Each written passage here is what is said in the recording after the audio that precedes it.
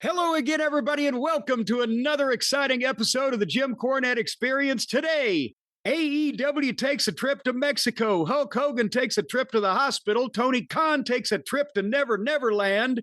And we're going to take a trip through time and check out the way I critique wrestling to the office, not the fans. And joining me for all this and more, Hawaiian Brian, the podcasting lion, the king of the Arcadian Vanguard Podcast Network, Mr. Co-host to you. He's as famous as Siskel and Ebert, but he looks more like Rex Reed. The great Brian Last, everybody. Aloha, Jim. A pleasure to be here once again. The first edition of the show for the summer. It's the first summertime edition. Yeah, I got a problem with that.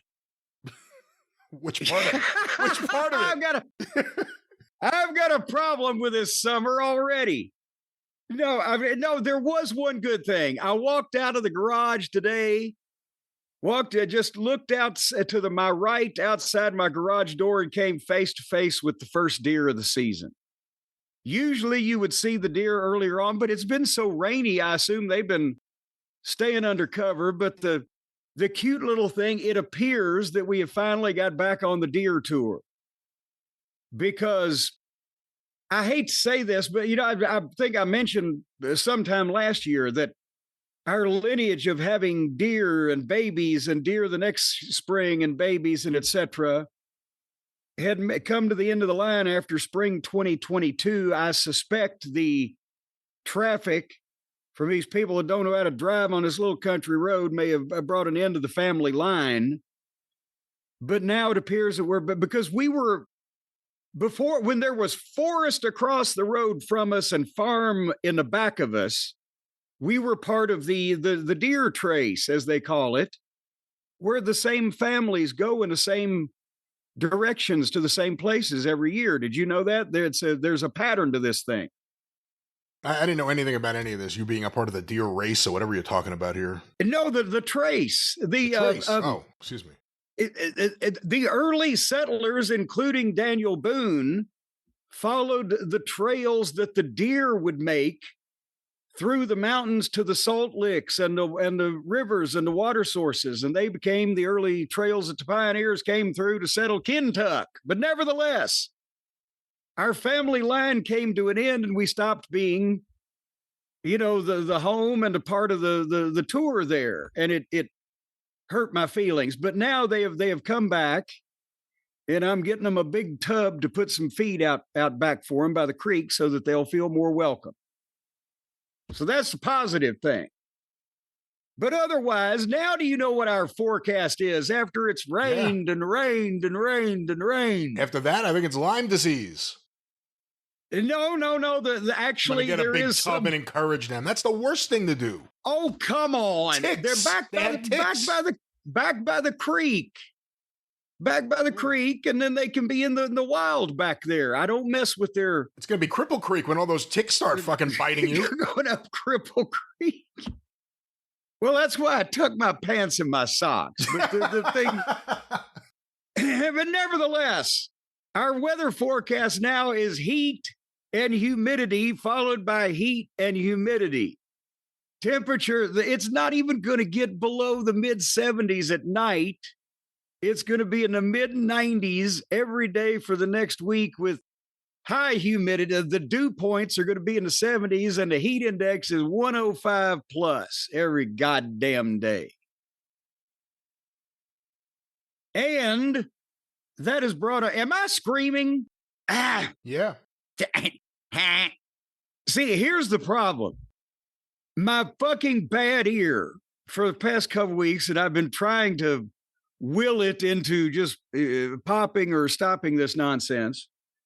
But I'm echoing in my head a lot of times. I get drippy with the high humidity. I got the nasal congestion, which is, I can hear out of the ear most of the time. That's going to be the name of my album. My album's going to be Drippy with the High Humidity. Well, drippy with the high humidity it's a goddamn condition that people have, especially as we get older. And if I try to blow my nose, then my ear squishes and pops. If I try to, in some forceful way, clear my throat of the then my ear rings, when I stand in the shower, I hear a telephone ringing because the water is falling.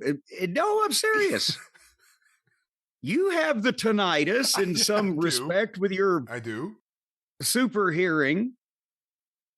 So I can't I can't sniff, or then it's like I'm sucking air in through my ear and it fucking through your ear. I may have to get this looked at. Have you tried cleaning your ear? Wouldn't how do you oh great one? You're trying to put it back in my court. I'm asking how you. How do you clean your ear? Well, there's lots of different ways you could do it. The doctor will tell you if you take a Q-tip and you stick it into, you're not only pushing the shit into your ear, but also you can fucking, I don't know, cut your carotid or something in there. Don't stick things in your ears, kid. You use the Q-tip on the outside of the inside of the, and get the gunk that may be hanging around, but you can't. Are you doing that? You can't. It's like the ear. It's like if you're on a plane. This is what my ear is. If you're on a plane and the ear partially stops up, I've had that too in this ear from flying all around the country trying to entertain you people, putting my life on the line. Now I sound like Ron right now. I'm all crippled up, and I just need somebody to help me with my ear transplant. Maybe you can get some kind of tool to like stick it in. It's not a Q-tip. It doesn't push it. Fuck you. Just like kind of drag out whatever's causing the squishiness. Just I don't know. What would you suggest? An auger? I'm not potentially a bandsaw? What type of tool? Bandsaw. No, I wouldn't say that. I'm not going to stick a tool in my I'm not allowed to have power tools anyway. On social media now, that's one of those things because I know a few people that have gotten the ad, and I got the ad where they start showing you like the inside of an ear, and it's for like a device that you stick in your ear as a camera so you could see everything that's happening in there. Well, what the fuck? Maybe you could use that. No, what good would it do you? So do you know what it's supposed to look like? Well, they give you examples like your ear should look like this. They give you examples. It shouldn't look like this. My cousin Jerry's ear. It looks like this. And cousin Pearl. Well, when she was a kid, she used to stick BBs in it. So don't do that, kids. What the fuck? That's like there would not be a market for doctors if we normal people knew what this shit was supposed to look like to begin with. How can you read an X-ray? Otherwise, then if you see a giant fucking separation in a goddamn bone, that's a clue. But the fine points of that shit. So what are you going to do about it? You got to do something. Well, I'm hoping it pops. And every once in a while, I walk through the back room in the house there where we got all the windows so we can see our backyard with the deer running around in it.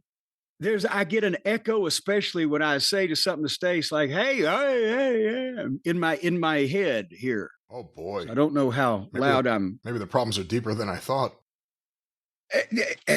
No, it's not I'm getting an echo of yourself like you're in a cave?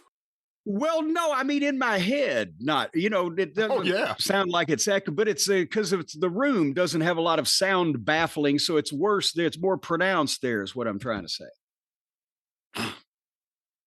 Anyway, so have some type of sympathy for me here as I'm coming to work and, not impaired. It may impair me in my job today. I'm saying I'm already trying to set the expectations low, motherfucker, is what I'm trying to do. So have sympathy. I'm in pain. Successful mission. You set the bar real low. All righty then. So I'll try not to scream at you, Brian, but you don't make it any easier. I got an email here from Shay, who is actually is from Israel and is one of the only. Well, I'm trying to figure out how to say this properly. We sold one of the deluxe Midnight Express box set rocket launcher packages with the Midnight Express scrapbook and everything a couple of years ago. And he's the one person in the country of Israel that bought one. Bought a rocket launcher from Jim Cornette. You hear that, FBI? No, the rocket launcher packet. Now, come on, this is. I'm trying to lead. It was because of our finish, but I'm trying to lead with this because it's a profound an email that we want to send best wishes to, and already you're just bringing it down into the gutter. I used to be the one with the dirty mind. But Shay says, "Dear Jim and Brian, I hope this email finds you both well. I'm writing to you from Israel. And I'll be honest, I'm tired of being part of history with pandemics, taxes, and wars. As an Israeli, I feel like in the past 5 years, I've experienced a lifetime's worth of events. I wake up at night to air raid sirens and have to run to shelters while putting on clothes, leaving behind so many important things in my apartment because I can't take everything with me. Sometimes I even leave my glasses behind because I'm so shocked in the moment, waking up from sleep and not paying attention to what's happening around me. That said, I'm trying to remain somewhat positive, despite the Iranian threat that has increasingly begun to impact Israel, and that's partly thanks to you both. And I want to express my sincere gratitude for your podcast. Shay, you don't have to, we appreciate it. But he said, I'm currently studying for a master's degree in communications. And those precious moments when I can listen to your show to escape and rest are becoming smaller and smaller. So, Jim, if you see that, he goes on and he told me about the rocket launcher package. But, Jim, if you see this, and Brian, it would be so meaningful to me to hear a wish for peace from you both on the podcast. I wish you both and everyone listening peace, quiet laughter, and lots of good wrestling, unlike what we've been getting lately. Thank you from Israel, Shay. Shay, thank you, first of all. Yeah. Stay safe, you and your family. Yes, we do. Obviously, we haven't got to the point yet over here where we have to wake up in the middle of the night from air raid sirens and run to shelters, thankfully. And I can't, except, I'm bad enough with the tornado warnings. If it was actually, okay, now they're directing the tornadoes, that would be what he's going through now. So it's fucking horrible. I got air raids too, Shay. It's called Jim singing. Oh, come on now. Nightmares about that all day and night. We wish you peace and love. Peace and love. Imagine there's no. Anyway, Shay, we love you. Stay safe, and please find Lior. And hopefully Lior's safe if he's out there. We haven't heard from him in a hot minute. But Lior, who is an incredibly popular performer, singer-songwriter, lyricist. Yes. Humorist, an interpreter, the likes of which has not been seen since Sinatra. Yeah, we hope you're out there, Lior. We hope you're safe, too. And I'm even going to overlook that you just used the phrase hot minute. What are you, on goddamn TMZ now? Hot minute? That's not a TMZ term. Term? That's not a term. It's not their term. It's a term for society. It's a worm that's turned. Hot minute. You sound like one of the cool kids. Look here, my computer that Hotchkiss Featherbottom got for me says that a heat statement is in effect. Heat statement? Yeah, it says heat statement in effect. See more. I'm clicking now. Well, there's a goddamn screen coming up. Last time I saw a heat statement now it was just we're not going to air heat anymore. Oh, come on. I'm trying to find it. It just gives me another page to look at news. What the fuck? It was clickbait is what it was. Who gave it to you? Who's it from? No, it's this goddamn thing on the bottom of my computer screen. It's one of these official from Microsoft icons here. From Microsoft? Huh? Is it from Microsoft? Well, I don't fucking does. It just says heat statement in effect, where sometimes it gives me the stock market and sometimes it gives me the weather. Well, who's issuing the statement is my question. Well, that's what I tried to click on and find out.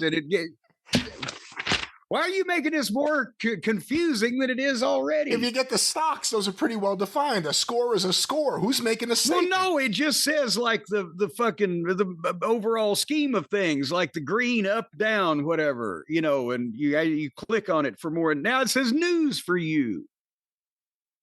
But I'm not going to fall for that again. Anything about the Diddy trial? No, God damn it. There's no damn Diddy. No damn diddy. Man, they just had pictures of all the machine guns and baby oil and Astroglide Are you just in his different places. It's a hell of a now that's what combination. he was. Pink He was cocaine. oiling. He was oiling his guns with the baby oil. Ketamine pops, all sorts of shit. This guy was he was really doing it. I guess that's the only way I could put it. And again, we'll see how Vince McMahon fits into this whole thing. That's what I'm waiting for. Have they brought his name up in the Diddy trial yet? No, they have not brought his name up. Did you see that Vince McMahon, the rumor was he tried to made an offer for, was it the bare knuckle fighting? Did you see that? the PBFL or KL, what are those acronyms? Pro bare knuckle fighting, whatever the fuck. Yes, apparently he did. And didn't they say no? They said, we don't want to do business with you. By the way, where do they do business? Where is it legal that bare knuckle fights? I guess it would be a state without an athletic commission, right? Like, where could you do that? I guess I don't. And I'm wondering why he would pick that as his first little foray into the sports and entertainment, quote unquote, world, because it's not around a lot. Not a lot of people talking about it. And you would think you would run into in any major market some pushback, especially with what Vince might fucking recommend be done with it. But again, on the other side of the thing, we make a living hiring people to batter each other in the face with their bare fists. We don't want to do business with that guy. The fuck? You got to wonder, was it we don't want to do business with him, he's a pervert? Or was it we don't want to do business with him, he will bastardize the integrity of the sport of bare knuckle fighting? And we have integrity about the way that we give our fighters brain damage. Well, look at Google this thing. Now you got me curious. Did they put out some kind of statement of spurning him, or it didn't come to pass? What are they talking about? Hold on, I just Googled Vince McMahon bare knuckle. I hope these are oh, well, at least it wasn't Vince McMahon moose knuckle, but I'm still not sure what you're going to get. Trying to see if there's anything here. I have an article from Essie Scoops. Speaking with Justin Barrasso of Undisputed, Bare Knuckle Fighting Championship founder and president David Feldman recalled McMahon meeting with him in the hopes of striking a deal. He's a great guy. His whole team is great. But the timing wasn't right for us. He's Vince McMahon. If I were him, I'd want creative control too. Oh. He was awesome, very complimentary, and he was very serious to do business. Which is the nicest way of saying we wouldn't sell to him. What do you think of that? That exact line. I'd want creative control too. Yeah, I would want it too. Well, of course he came in and said, yes, I'm going to run this thing and I'm going to concoct new and different ways for these people to get in fucking bare knuckle fights. So, see, that's what I want. That's what I'm waiting to see. Creative control. Is he going to start putting gimmicks on whoever he has and whatever he's able to actually acquire? It's all about acquisition. He's not going to start anything from scratch. They're looking for something to buy and Vincify. What the fuck is it going to be? Well, and here's another thing that's just running through my mind, and it's all blurted out as I usually do. Bare knuckle fighting is not pro wrestling by several stretches. But at the same, Vince McMahon, one would think, what would his terms have been? Would he have some type of non-compete with the TKO group? And what fields would that entail? Because would they just say, we don't want you to do any wrestling, or why would they want him doing MMA? Or is he under any type of arrangement? Has that been established with any validity? Well, I think this would be more of a direct conflict with MMA than WWE or wrestling. But well, yeah, that's the point. We haven't heard anything about a non-compete. Of course, it's not just that he used to own it and used to be there. He still owns a chunk of it. You know, it may not be. It's down to like 5 or 6% now, but that's, only worth a few $100 million. Still, imagine if Tony Khan owned that much of WWE. It'd be a story. Just the idea that he has it. That'd be a funny move, by the way, if Tony Khan just all of a sudden. He technically could buy 5% of the stock, couldn't he? Yeah. Oh, that would be fucking hilarious. Now, that would make more news than anything else that he could do. Oh, can you imagine if he starts raising a stink as a concerned shareholder? Seriously, and he's got friends. All he needs is a few of these hedge fund guys to get behind him, and they could create a whole bunch of problems for that company. See, that's what I always say. That's the thing that gets me so mad about Tony. It's not even the bad booking and the TV shows that make me go to sleep early. He doesn't fight. Like I just wish he knocks him on Twitter. Yeah, I wish he would fight. Him on Twitter. There are so many ways. He doesn't even have to spend that much of his money that he'll inherit. There are so many ways to fight back and look good doing it. Well, back to this. Yeah. The bare knuckle fighting, it is somewhat in the same genre, but would that have been a test case for him to see, well, I'll be behind this and I'll make some tweaks and I'll, I don't know, find somebody for a new wrestling company? Where do you think the headquarters, or where was it founded? Yeah, it says headquarters. Where's the headquarters for Bare Knuckle Fighting Championship? According to this, the owner is Triller Incorporated. Well, wait a minute. They're about to go out of business, ain't they? Yeah, we just heard they're losing. What? They have nothing. So hold on. I who have nothing. Wait a minute. Okay, now, fans, for those of you, because we don't prepare this program. There's a lot of loosey-goosiness to this program. Triller used to be Fight TV.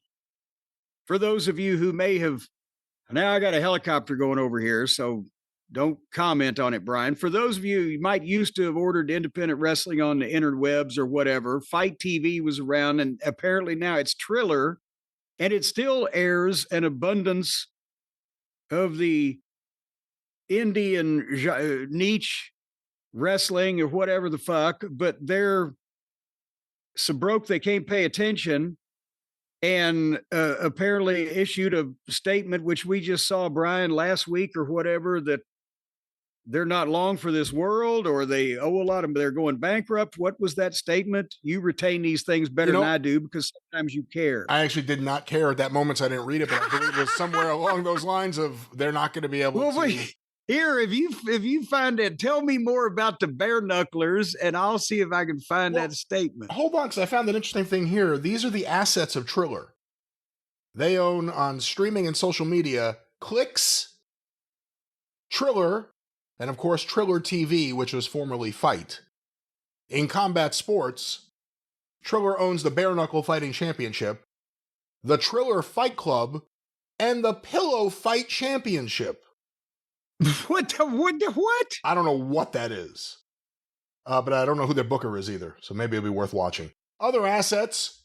Here are other brands and properties owned by Triller. Thuzio, Amplify.ai, Fangage, Crosshype, Julius, Flips Media, and Metaverse, and a bunch of other things I'm sure they're working on that what no one else are has all ever these? heard of. Yeah, I don't know. Do you even have any idea what these things are? Thuzio is a sports media and events company that produces a weekly live sports interview show for a members-only audience. Founded by Tiki Barber, former member of the Giants, Mark Gershon, and Jared Augustine. And it appears they've made a lot of moves. It doesn't say anything about actually having an audience. So I'm not sure, but let's go back. Bare Knuckle Fighting Championship. And apparently, also Triller, I've got that. Actually, this was from our friend Thurston Howell over at WrestleNomics. He wrote a piece on this. Somebody sent it to us. It said Triller is facing mounting financial and regulatory trouble, as indicated by a number of filings with the Securities and Exchange Commission over the last few months. Triller, previously known as Fight, key platform for international streaming of AEW Plus, whatever that may be, and has been a major digital distributor of pay-per-view events for promotions like GCW, TNA, numerous other wrestling combat sports events. They're at the risk of being delisted from the NASDAQ. due to repeatedly failing to file required That's always financial good. reports on time. Jesus, that's always good. I wonder if they know Podcast One. Well, they might. Well, you would think we ought to send them a letter too. No, anyway, an investment was announced, but amended months later. They announced in January it raised $14 million, Triller did, through a private placement deal. Blah, blah, blah. The deal would result in a guy being added as a new board member and sale of shares, whatever the fuck the case. But in the months that followed, Triller's stock price fell from over $2 per share to under $1. And maybe they do have something to do with Podcast One. Then in April, Triller admitted in updated filings that $14 million deal never closed. No money was received, no shares issued, nobody added to the board. They said it was replaced with a new arrangement, a $10 million convertible note. Bet you get a hell of a convertible for $10 million. But it's still contingent on funding, so Triller hasn't received the $10 million yet. They failed to file an annual report and a quarterly report. Apparently, they've also got several books overdue at the library. They've had 2 respective delinquency notices from NASDAQ. And they filed a notice saying, we need more time for a 10K. But yeah, this is a lot of, they're sounding, oh, the NASDAQ delinquency notices. Well, you know what? When you're ruled a delinquent, that can stay on your record forever. They gave Triller until June 16 to submit a plan about what is your plan here about how it will regain compliance. And if it's accepted by NASDAQ, Triller will have until October 13 to catch up. Triller hosted an investor dinner at U.S. President Donald Trump's Mar-a-Lago. Oh, they must be The serious. event was billed as a landmark opportunity to share the company's vision with over 100 South Florida investors, underscoring a sharp contrast between Triller's public promotional efforts and its unresolved SEC compliance issues. So they're trying to get a bunch of rich, stupid people who hang out with a criminal. Hey, give us some money for this fucking penny stock we got here. We've lost our ass and we need help. And I also think it's wanting to get the attention of the administration or the Trump family. That's the only reason you would book it there and do it there. You know who else just did that? Podcast One. I swear to God, they just hosted a statement at Mar-a-Lago, and it's like, and it wasn't even when Trump's there, except probably that's out of their price range. You know, it's like no one's there. So they're doing it there for the investors in West Palm Beach or whatever. Who's on the list that we're going to be having deposed? It might have been. I'd like to ask questions about that. Can't answer that on the air. And ask that. Oh, by the way, but Cast Media Update will be on the drive-through this week because we have a packed show here today, and we're working on some stuff. Yes, and the lawyers are working. And on also, some stuff. we haven't even gotten to the show yet because we're dicking around. But by the way, Triller, apparently this was now, I don't want to give any misinformation. This was, I think, the end of May, 61 cents per share, down from $21 in 2022. What's their market cap? Does it say that? I don't see those words, but I would say it's a dunce hat at this point, their market cap. Because why would Vince buy the bare knuckle? Why don't he just buy Triller? If it's dirt cheap. God damn, would you want to buy something like that? All of a sudden he has the rights to AEW Plus? He just wants to have some guys come over and bare knuckle fight. He don't want all the rest of this mess. I'll name this toy Bare Knuckle. No, let me give you some background here. The Bare Knuckle Fighting Championship is an American bare knuckle boxing promotion based in Philadelphia.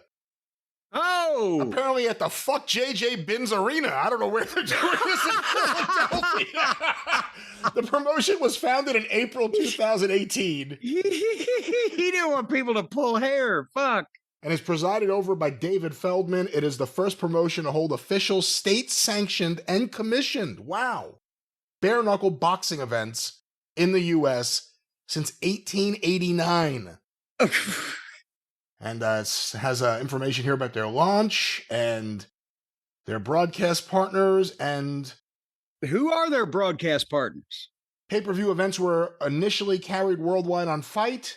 Oh! And then it was announced that DAZN would begin streaming their events that year. After the Triller acquisition, Fight announced that all events would be included for Fight Plus subscribers. And then in September of last year, it was announced that Bare Knuckle Fighting Championship and DAZN formed a 3-year agreement which will allow DAZN to broadcast the Bare Knuckle events starting in October. Aha. The insiders say that many employees of DAZN voted for this under threat of being beaten up with someone's bare knuckle. Here's something interesting, just because you talk about Vince McMahon non-compete and whether there is or isn't and what is competing with not just the companies but the people there. Listen to this part. Bare Knuckle Fighting Championship was involved in controversy after the death of boxer Justin Thornton, August 20th, 2021, at BKFC 20. He died as a result of a spinal injury suffered during his debut. Thornton had been on a 5-fight losing streak ahead of the fight. The matchmaking and regulations were criticized by UFC President Dana White, who said, "Is anybody shocked? I mean, in bare knuckle fighting, I'm not a big fan. We've been putting on fights for 25 years. I've done over 7,000 fights with no serious injuries in the UFC. That if they weren't in the UFC... I think we might have to go back and micromanage that, but another time. We shouldn't be talked about in the same sentence as bare knuckle boxing." You can make that point. So there's already been a death at one of their events. And, yeah, they've had a lot of events. See, that's the thing. Vince is like, Jesus, you guys are way behind schedule. You ain't getting nearly enough fucking publicity. Let me take over and change some of these rules. Here's where they've run this year. The Wells Fargo Center, Philadelphia, Mohegan Sun, Uncasville, Connecticut, Newcastle, England, the Kiva Auditorium, Albuquerque, New Mexico, the 23 ECW Arena, Philadelphia, Pennsylvania. Oh, God, no. Yeah, that's here. The Hard Rock Casino. So they're running a lot of the same places other people run. Dubai Tennis Stadium. They were in Perth, Australia, Hollywood, Florida, Birmingham, England, Fort Worth, Texas. I guess you could see some of the things going back to Vince. It's not wrestling and it's not WWE, but some of the things he would know in terms of running arena shows or running a regular schedule, some of those same elements are there at least. And maybe he is, again, this is somehow, I've said before, some way or another, something will come to his attention. Somebody will show him something or he'll see something on television. And so he's probably been looking around or fishing around for something that kind of involves somebody having a fight in some type of ring or stage area. And I think for anybody still, and I still say this, thinking he's going to get into wrestling, he will not have a substandard product and he can't get the stars. But something like this, I can see, all joking aside, that, yeah, he could figure out a way to market these fucking guys. They're going to go pummel each other. And that's what Eddie's probably thinking about television. And he's seen a tape that's given him an idea, or someone has suggested something that's... This says that Shane is in his ear. That's what this says. I mean, I don't know, not necessarily. Another person besides Shane McMahon could have had this idea, and because again, Vince had more of an affection for or an ear for boxing in the 90s than he did MMA or what would become UFC or whatever the fuck. So this is kind of, it appeals to Vince's weird dynamic, boxing without gloves. It's more manly, pal. I can see this before I can, this would have been an easier sell for Shane even probably than that fancy Dan MMA. And they said no. They're owned by a company going bankrupt and they're like, nah, we don't want to sell to you. We don't want you to have creative control. See, that's the thing. It was going to be Vincified. It would have been, here is the garbage man, and here is the butcher. Like, just everyone has a dumb gimmick. We've sprung these people from prisons all over the world. You know, I can see it now. That, and you know what else? We're gonna give them medieval weapons. And the other thing is, you wonder if Vince McMahon buys a league or something with organized sports like this. Would he try the move of owning people's names, of giving people new names just so the company would have that intellectual property? Is that baked in? Is that something that he mentally, is he going to go back to everything that was in his formula before, even if it's a real sport? He might, as a means to an end, as they say, he might accept some adjustments now because he probably realizes he's 80 or whatever the fuck, and he doesn't have time to retrain everybody in a new field in his image. So he'll skip. He won't stand put on every fucking hill, but anything he's doing is going to be heavily Vincerific. You think Kevin Dunn will be there? Whatever it is? Well, as long as he doesn't have a dentist appointment that day. Wait, yeah, if they're going to do TV, Vince McMahon would have Kevin Dunn involved in some fashion. So prepare for a lot of 60-year-old handheld guys to probably be called back into action. I wonder if they could find a truck that's old enough for Kevin to be able to still figure out how to work it. And one last thing on the topic of billionaires and promotions. It's kind of off everyone's radar, even though every now and then we've been, especially lately, getting more and more questions sent in about it. And I don't ask because I know you don't watch it. But WOW, Women of Wrestling, WOW, their owner is Jeannie Buss, and her family just sold the LA Lakers for $10 billion. Did you say $1 billion? $1 billion. Her dad bought it for like $67 million. In whatever, 1977, 78, I forget exactly when.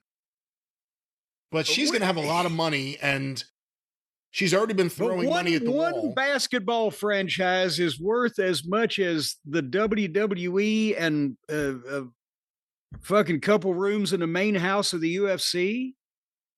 Yeah. That's insane. It's the Lakers. I mean, I think there are also specific franchise. She didn't sell the Colorado Rockies or something. She sold the Lakers. There's the Lakers, there's the Celtics, there's the Yankees. I mean, there are certain teams. I know there's a variety of teams. That's what I'm saying to you. One basketball team, $10 billion. What are we doing about hungry children? It is worth $10 billion to own a basketball team. God damn it. Teach them to play basketball. That seems like the best thing to do. There's a lot of money. There's a lot of money in basketball, it turns out. Yeah, I've heard that. There's all kinds of money in basketball. Kids, start dribbling. But anyway, so your point is they now have $10 billion. Is she going to want to do more with her thing? Again, she's been throwing money kind of at the wall. She want to do more with her thing? I think she's still of an age. All perversion. She is a good-looking woman, I have to say, even though she's not young anymore, but she's a good-looking woman. But my point was, she's been throwing money at the wall. I mean, they've been airing that show in syndication at various times in various places. Apparently it does well, kind of like how Glow did, although it's not as silly and goofy, even though David McLean's involved, I believe. But if she's been doing all that while owning the LA Lakers and being, front and center as the owner, even though it was really, I guess, her family, is she going to now want to spend more money or do more with this other project? Will this kill the other project, or will this cause her to have more attention on the other project? And whatever you want to say about women's wrestling, at some point there needs to be a national all-women show for it to really get a fair chance. She has something out there. It's not the WWE or top-of-the-line AEW talent, but I don't know. It makes you wonder what kind of player she could be if she wants to spend money. But she could sign all these substandard girls away from AEW, and they'd look better than the girls she's got now, and we'd all be happy because we wouldn't have to watch them, and they could help her show. Just what's her name? Jeannie? Jeannie, call Tony. Jeannie, call us. Oh, that's too good, because Jeannie's master was Tony, Anthony Nelson, but in this case, Tony could serve Jeannie, and she could just say, here, I'll just buy all your girls off of you. And there you go. And he could come away with a nice sum of money that he could waste on another fucking gymnast. That's the big thing for everyone that loves women's wrestling, thinks there needs to be more women's wrestling. And I've been a big fan. I've been a big booster of the women in WWE at least. And, Anna Jay, for a while now. The only way it's ever really going to get a chance is not to be shoved in the middle of the show with the male stars. It's to be on their own. That's the only way it could ever really work. And I don't know if it's going to be Jeannie Buss. I don't know if eventually WWE will just try to do their own thing, but someone's got to do it and do it well. It's a dirty job, but somebody's got to do it. Anyway, did we finish what we were talking? I don't know what we were talking about, but I bet we finished. We were talking about the Diddy trial. No, we ain't going back to do Diddy. No Diddy. I have got to compliment a new book that I've recently received and just got a chance to start reading. But Steve Johnson has done it again, from the author of the book on Jim Londos. He and Greg Oliver has helped him out on this as editor and etc. But the book is Classic Characters, and it's not only pieces from the past that Steve and Greg have written it over at Slam Wrestling, but fresh research and some wonderful illustrations. And I'm enjoying it because it's a bunch of classic wrestling stories, hence the title Classic Characters. And so I wanted to give our friend Steve Johnson a little mention there, because he's keeping me from having nightmares when I go to sleep. If that's the last thing I'm reading before I go to sleep, I sleep peacefully. Hey, I just got a couple books you may like. Probably better than that one. Hold on. I wish you wouldn't just lean away from the microphone. I saw this the day after I bought it. The author was on CBS Sunday Morning. Desi Arnaz, the man who invented television. Ooh, I saw some articles on that when it came out just here recently. Yeah, no, this looks really interesting. And again, the feature on CBS Sunday Morning was great. All those things you think about as being staples of the industry of television, which is now a dying thing, he invented a lot of them, from syndication to, or having a syndicated package. He was filming all these shows before anyone was. And the 3-camera shoot for situation comedies. Yeah. So I'm really in front of a live audience. This should be a good book. And then I just got Comedy Samurai. Have you got, hold on, before we get to the next one, have you gotten far enough to know what the name was of the cinematographer on the I Love Lucy television show that helped him develop those things? I have not started reading the book yet, so no. Carl Freund, who happened to be the cameraman who worked on some of the original Universal horror films, including Frankenstein, I believe. If not Frankenstein, Dracula. I'm an old man, so bear with me. But he had 20 years later, when they did I Love Lucy, he brought that cinematic expertise to the program to do that kind of live on set, live to tape in front of a studio audience with multiple rooms and a set type of fucking thing for the very first time. And the other book I got that I think you'd probably like, Comedy Samurai, a memoir by Larry Charles, from Seinfeld, Curb Your Enthusiasm, Borat, Religulous, all these things. I'm looking forward to this one too. So I got that. Oh, well, you know what? And The First King of Hollywood, The Life of Douglas Fairbanks. Not a new book, but I was always jealous because Mary Pickford was a dish back in the teens, not her teens, the teens. But I've got a book in my hand also that I just wanted to bring up. Because now, what are you laughing at over there? Nothing. The other day, when you delayed our recording, it gave me a chance to stick my hand in one of my file cabinets that hadn't been sorted yet and pull a stack of stuff out and look through for some oddities. And we talked about a couple of things. And I have a couple of odds and ends here that I just wanted to bring up. And then I have, for the TNA agent reports, if you want to know how to put, well, hold on now. If you want to know not only how to put together a television wrestling program, but how that I approach my critiques to the office rather than the fans at large, and it's 15 years ago, but there are a couple of things that's interesting, including as I alluded and colluded to you before we went on the air here, I do know the fucking guy that is suing, the crew member that is suing AEW for Moxley breaking his neck or whatever he's accused him of.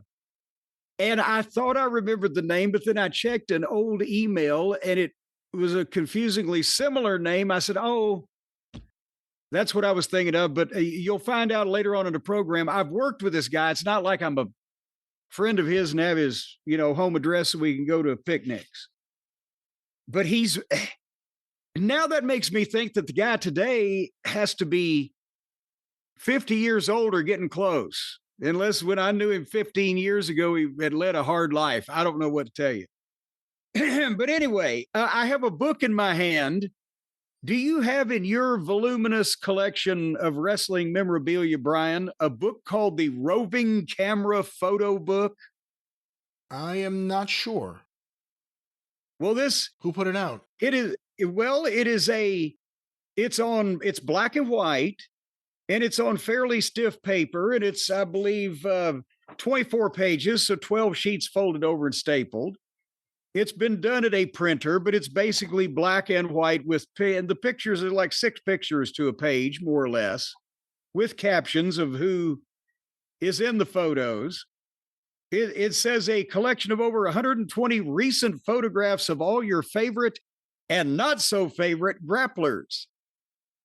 And it is the author of the piece, the Roving Camera Photo Book, is a young man named Paul Heyman. Oh, then I have it. I have it in the file for sure then. Yeah. Well, because he had to see, you got to look for it because he had to send it because he sent it to me. But here's the thing. It's autographed to James. That night together. What did he write last time? That night with you was unforgettable. I think about it often. No, it was thanks for one of the greatest nights of my life, and it was at Sabatino's, but you immediately, again, dove into the fucking sewage-filled gutter.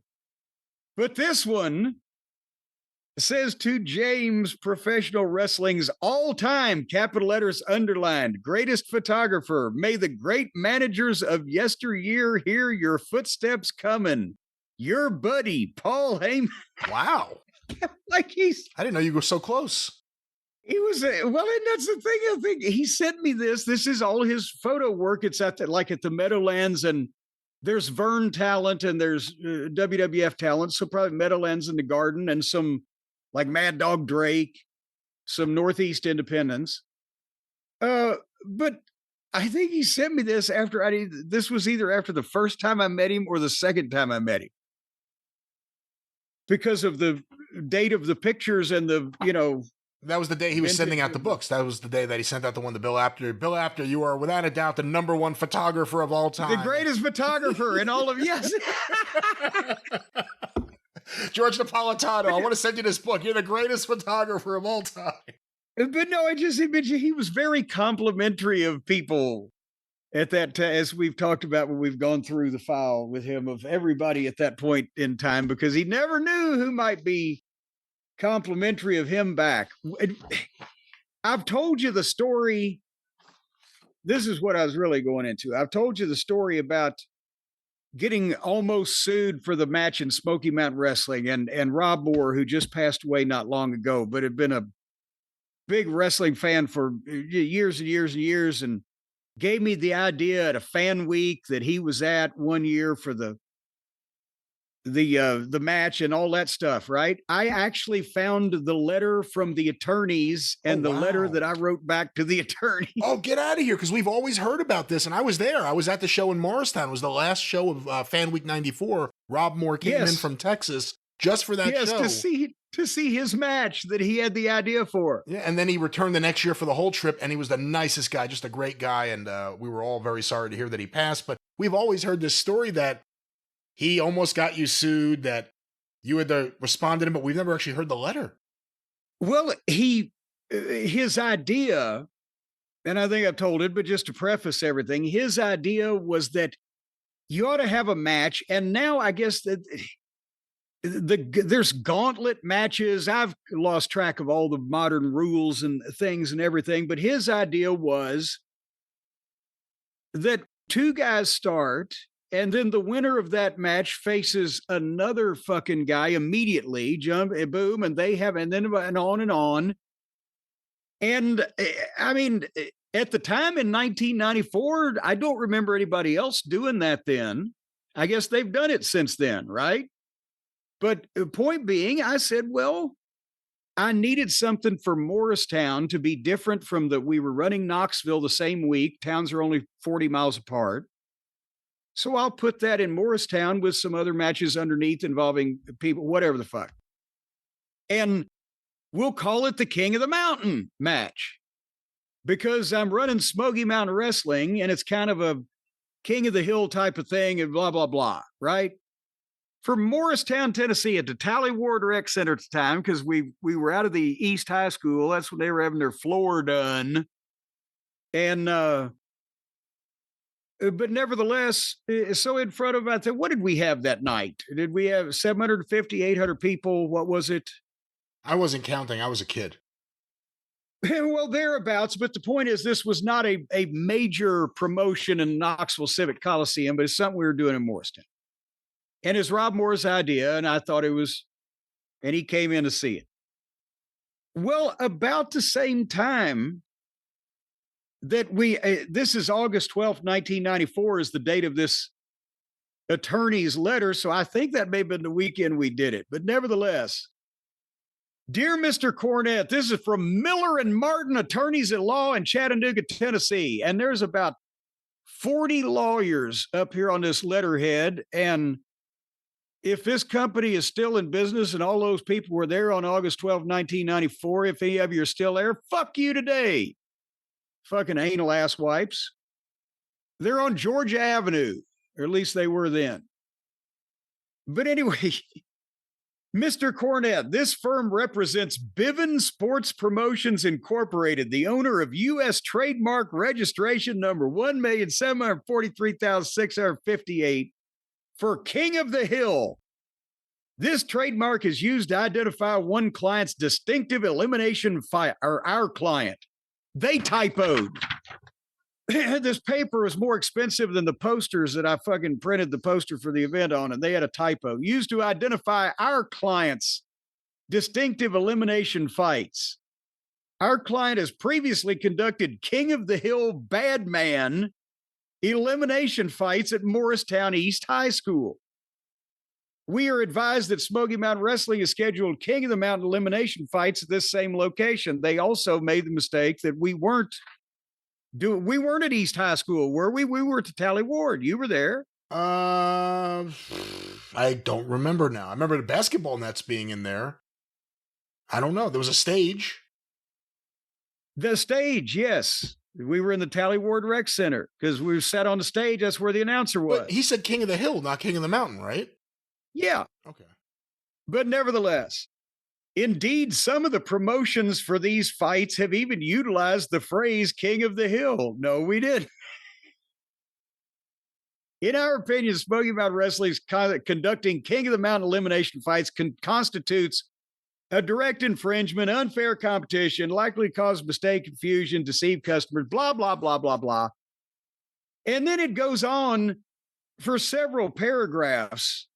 In the event that we're going to be choosing to conduct any fights in the future under this mark, likely to be confused with our client's mark, we'll have no alternative but to seek redress in court. We would be well within our rights to sue for damages for Smoky Mountain Wrestling's use of the blah, blah, blah.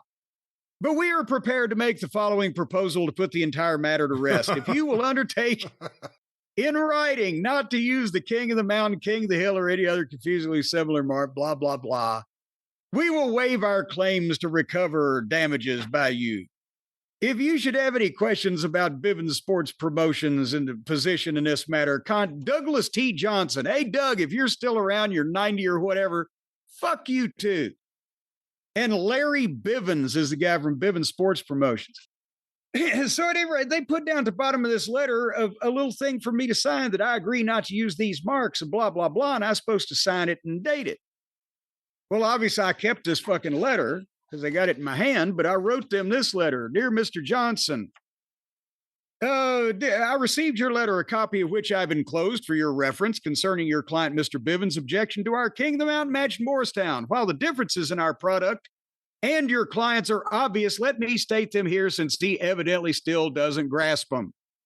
The idea, rules, name, and concept of this match were sent to me by a wrestling fan and old acquaintance in Texas early this year before I'd ever heard of the King of the Hill fights. This is professional wrestling with well-known name wrestlers seen on our weekly TV show and followed by the fans, not amateur bad men who sign up at random and are unknown except to their friends and not featured on TV. Well, It's true. It's true. Amateur bad men. Yeah, in quotation marks, is what.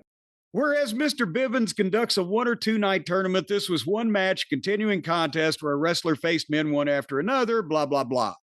There was no competition between our business and Mr. Bivens' business. Since we are at East High every month, maybe it was at East High.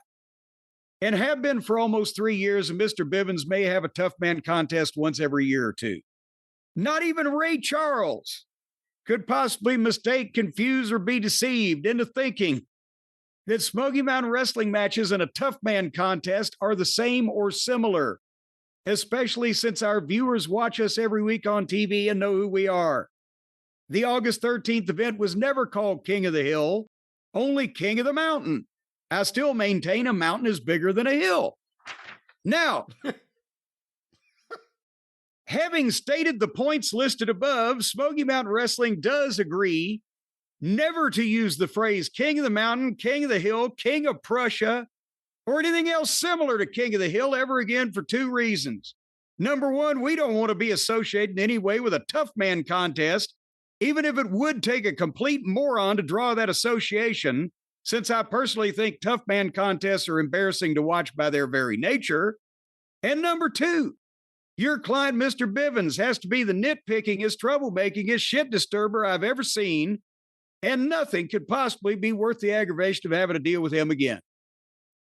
By the way, please ask your client to get busy and send letters threatening legal action to every person who has attended grade school for the last 100 years, since they are all undoubtedly guilty of using the phrase King of the Hill while playing the game, which is 3 days older than dirt. And I sent a carbon copy to Larry Bivens. So that was actually the resolution of that legal matter. What was that filed under? 94? No, this isn't. That's what I'm saying. These are stacks of papers and things that I've kept. How do you write the file on the file folder? Letter to pest in 1994. I mean, and then you would have more file folders because everything is its own thing. Remember when I've told you about the wreck that I had when I was in the WWF and I flew to California and was on the way to co-host Raw and the fucking semi hit me? Do you remember that? Or are you just indifferent to my suffering? No, you remember that? We talked about that on the show a while back. I do remember that. Well, here's the letter I sent to that lawyer. And folks, if you haven't heard it, you can look it up on YouTube, I assume. What is it? Jim Cornette's near-death experience being run over by an 18-wheeler in California while on the way to host Raw. Would that be how it's labeled or what? It would definitely have Cornette in California in there. I don't know about what else. Yeah, well, anyway, from Knoxville, I'd flown into San Francisco to go to, as it turns out, I believe, Stockton. I couldn't remember, it was Sacramento, whatever the fuck. Stockton to do color on Raw, and on the highway, I got hit by an 18-wheeler and fucked up the rental car, and I had to go to the Oakland airport, get another rental car, and fucking got there like 45 minutes before showtime or whatever the fuck. Before cell phones. Well, then Hertz had sent me, 2 things happened. The lawyers from the company where the guy was driving the truck for had sent me something to sign that they wanted me to sign, but at the same time, they didn't really send it. I'll explain in a second. And Hertz had sent me a letter saying they wanted me to pay for the damages to this rental car. Then I got run over in. So would you like to hear the letter that I sent to the lawyer of the truck company that fucking run me over? Yeah, let's hear that first. Well, no, this is it. Oh, I thought you said you had a letter to Hertz too. Well, no, everybody got this. Oh, okay. but it explains it. Dear Mr. Sellers, not Peter Sellers, but whatever. Enclosed, please find a copy of a letter you sent to me last month asking me to sign a form. However, there was no form enclosed with that letter because this dumb fuck had sent me something and I wasn't going to sue him, but he didn't enclose it. And I hadn't made up my mind yet anyway, right? And also, please find enclosed a copy of a letter that I received from Hertz about the rental car that was damaged. And I sent him a copy of the rental contract, the report that I filled out, the cops thing, the whole 9 yards. I says, please read all this and then finish this letter. So, okay, rest of the letter. Hey, I was driving down the interstate, minding my own business when a 10-ton truck changed lanes without seeing me, hit me in the rear end, spun me around, pushed me sideways down the interstate at 50 miles an hour and sent me sailing into 2 lanes of traffic sliding backwards. It was a fluke of nature. I was not struck by several more vehicles in the oncoming traffic. After pulling out of the slide and getting off the road, I had to sit and wait for the police, drive a crippled car to the next exit, stand in the pouring rain using a payphone, spend $25 for a cab to the Oakland airport, rent another car, and go on to Stockton, where I arrived less than 45 minutes before I was to co-host a live television program on the USA goddamn network. I was scared out of my wits, and it's a miracle I wasn't injured or even killed. If I get one more letter or phone call from anybody, because Hertz wanted me to pay, if I get one more letter or phone call from anybody involved in this melee, indicating that it might cost me even one more postage stamp out of my pocket, please be assured that I will file suit against every individual, corporation, and insurance agency involved in this fiasco for any type of damages, compensation, and relief that my attorney can imagine in his wildest dreams. Beautiful. Never heard from him again. That seems to be a People thing. are saying, seems to be a thing. When you did the letter about the penny difference, you never heard from them again either. Yeah, well, because, but, and I know people are saying, why didn't you sue him? Because I could have actually sued him. I had shit wrong with me that I could have sold physically, but then I couldn't stop bumping in Smoky Mountain Wrestling. And if I was going to bump in Knoxville, I might as well bump in the WWF, where I'm still getting, major money for it. So I didn't have time to take off work to work the insurance deal. But anyway, Brian, what is it, if indeed you do know any more than I do, about apparently Bubba the Love Splooge, who has in the past been friends with, of course, with Hulk Hogan, but after a series of events, they probably don't speak a lot anymore. But he was telling everybody this past week that Hogan was on his deathbed. Pray for him. The time has come. Uncle Bean is near death, and we're all going to get an orange grove in California. The one that got my attention was, saying that Hulk Hogan was about to die. And I was like, whoa, that came out of nowhere. And then a couple other people said, Well, actually, he's 70-something years old. So, we could hear that any day. It's not like it's, oh my God, he's in the prime of life, but still. Every Monday he screams at me to buy his beer while a falcon or something flies by. So we didn't hear anything about that. And, as I start looking into, what's going on, then I see that the source is Bubba the Love Sponge, former best friend of Hulk Hogan. They had a bit of a falling out when Bubba was taping Hulk Hogan secretly have sex with his wife. The sex wasn't secret, the taping was. I was about to say, now you worded that in a somewhat unwieldy fashion, because he was secretly taping him publicly fucking her. Well, it wasn't actually, that's not, because it wasn't in public, it was in their but it was public knowledge. Well, it wasn't public knowledge, it was knowledge in the house. And yes. But it was secretly taped. It was only supposed to be a house show. There was never supposed to be a recording of this. That's why Hogan didn't put on his best performance. That's right. Free use fornication of some sort there. But Bubba the Love Sponge apparently went on his show this past week and said that he had a source. Let me see if there's an original article here. I have the TMZ article saying it's not happening. But well, yes, the denials came soon after, but people were somewhat up in arms at the time, thinking he had gotten some type of tropical malaria or something and was literally hooked up to machinery. Apparently, Bubba said, allegedly, Hogan is in the hospital, and I heard people say he may not make it. The source was pretty darn reliable, in his own words.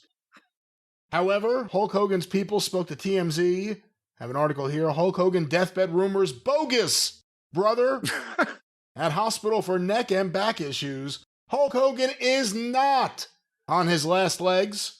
TMZ Sports is told the WWE legend was hospitalized to address lingering neck and back issues this week, but he is by no means on his deathbed. The speculation started when local radio guy Bubba the Love Sponge went on Wait air. a minute, hold on. Is he still on the radio? And it says local. I guess that means he's still on in Hogan's backyard. That's where that's how they became friends. He was in Florida originally, but I didn't think he was still on anything at this point. Hadn't he suffered like homelessness and loss of teeth and all that other stuff? Or is that somebody else I'm thinking of? I'm not sure. He went on the air and stated he heard the wrestling icon was in bad shape to the point where his loved ones were getting called in to say their goodbyes. Well, it wouldn't take long, and you'd only need a couple of dimes. He said that his source was rock solid, but things could have changed since his last Wait a minute. I thought he was pretty reliable at the start of the thing. He's gone from pretty reliable to rock solid. Rock solid. A rep for Hogan tells us the 71-year-old isn't close to death. He's just dealing with more of the same ailments he's had for years. In fact, we're told Hogan's back to moving around again. Of course, we previously reported. Hold on. They're trying to perk people up with the fucking health update that's positive that he can move again. He turned over today. My God, it's a miracle. How is that? I don't know. Of course. How's that positive, brother? TMZ previously reported Hogan underwent a neck surgery just last month in the middle of all of his negative publicity. But by all accounts, it was a big success. Hogan has had countless procedures done to try and fix what his body went through in the ring during his legendary run. But he has been able to tough it out.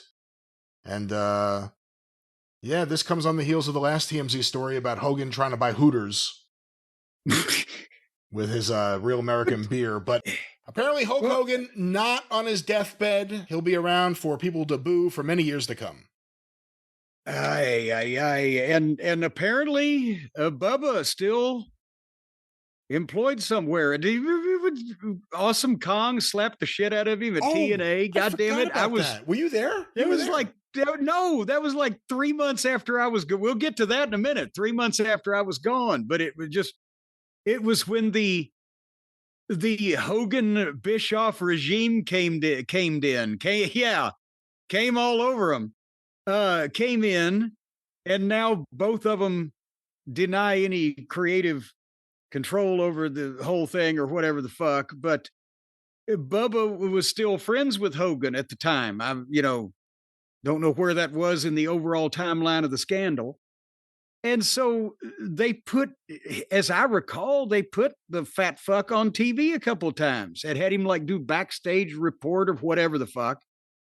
And he had blurted out some offensive thing on his show somewhere. And Awesome Kong, who also lived down there in Florida, apparently I think she did, but she heard about it. And she just stormed up on him at a tape and started slapping the shit out of him. And I think they ended up, they either suspended her or fired her. But then, of course, the other guy wasn't back too much longer either. But yeah, they had an incident. Yeah. Well, what do you think about the fact that he's the one breaking this news and it's not even true? After everything they went through, and again, they're not friends. From everything we've heard, they're not friends at all anymore. And you don't. Well, that's probably why he did it, because he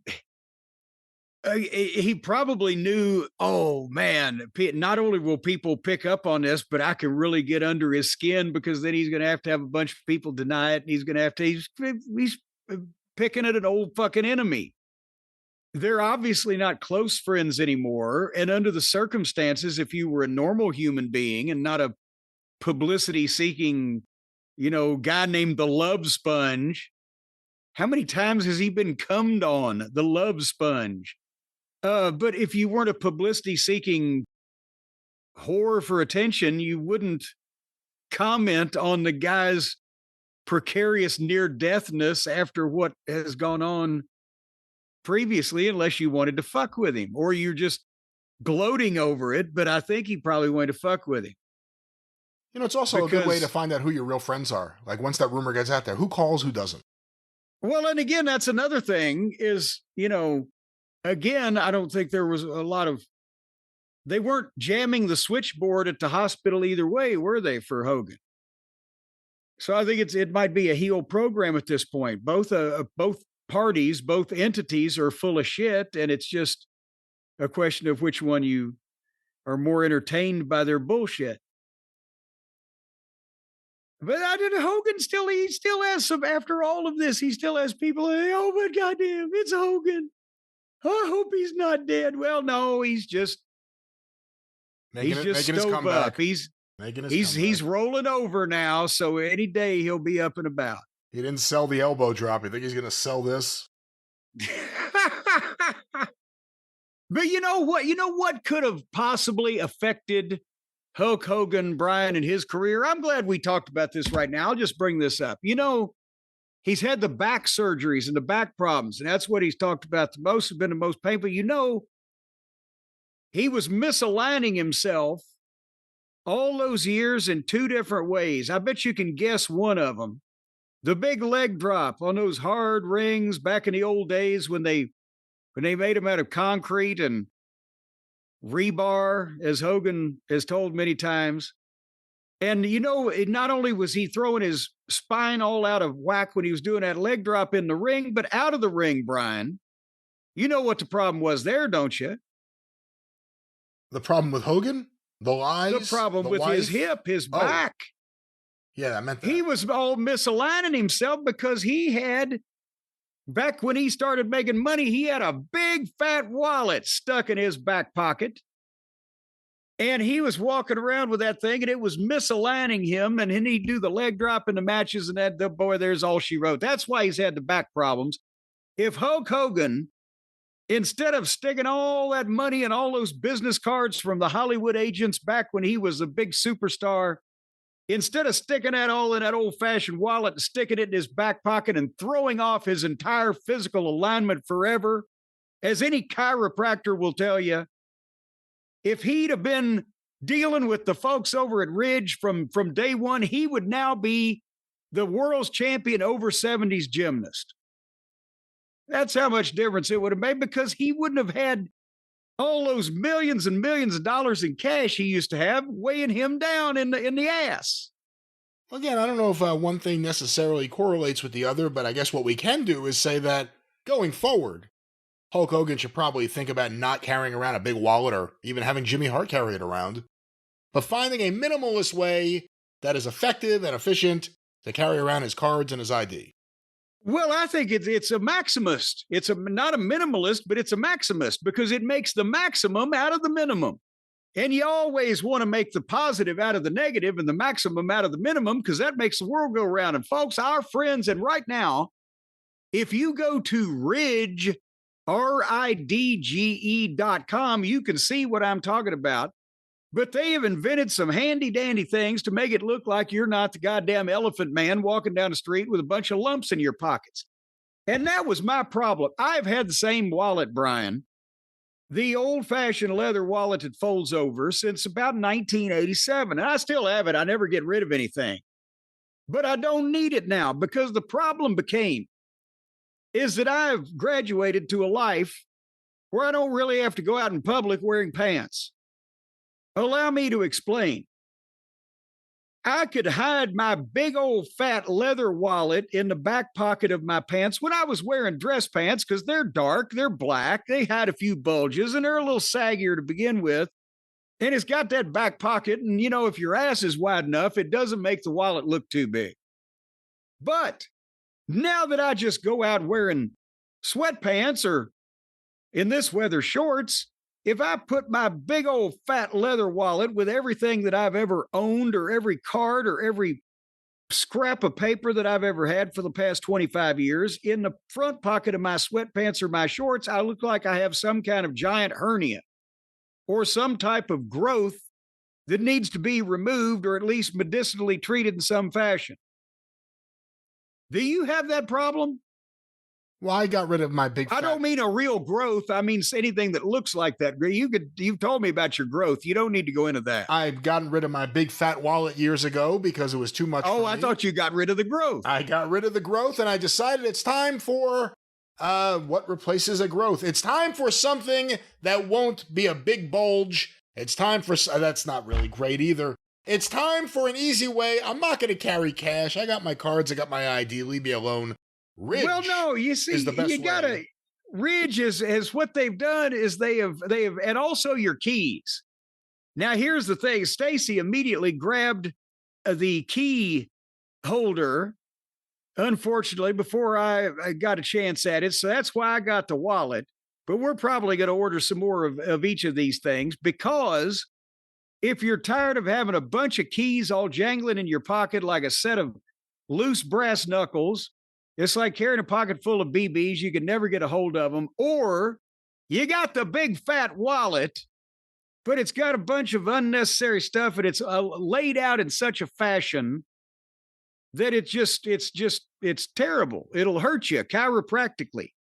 And Ridge has come up with this incredible wallet where you can just put your cards in there and they fan right out. It's got a strap that you can put your cash under that, my God, you could use that for some kind of industrial clamp. Cash, you can use it for cash.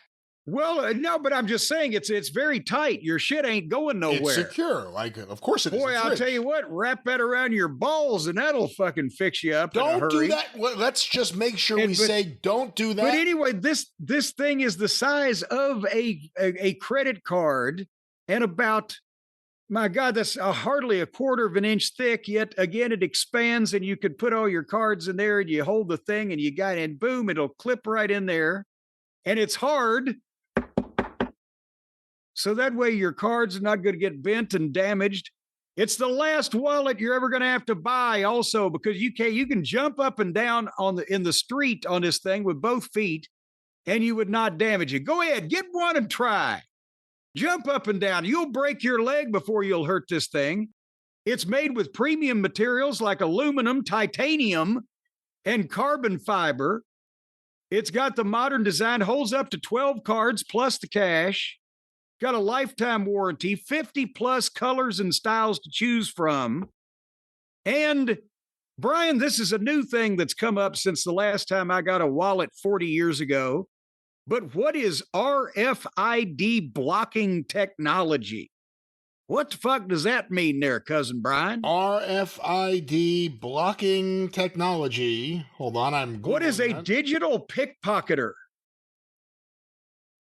You're safe from them. I don't know. I guess they only have to use one finger, a digital pickpocket. What it does is it uses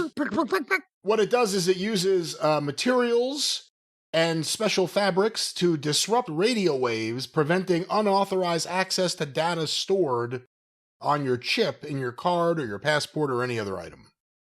Well, son of a bitch. Is that why these people keep coming up to me and just holding these fucking little metallic wands down around my crotch area? They're trying to read my card. But anyway, folks, does it give you peace of mind knowing that all the Ridge wallets have that technology that we just found out about that I didn't know was a thing that could be done? Well, fuck you, digital pickpocketers. Can't do that no more. Not with people carrying their their goods and their cards and their fucking valuables around in a Ridge wallet. They've got over 100,000 5-star reviews.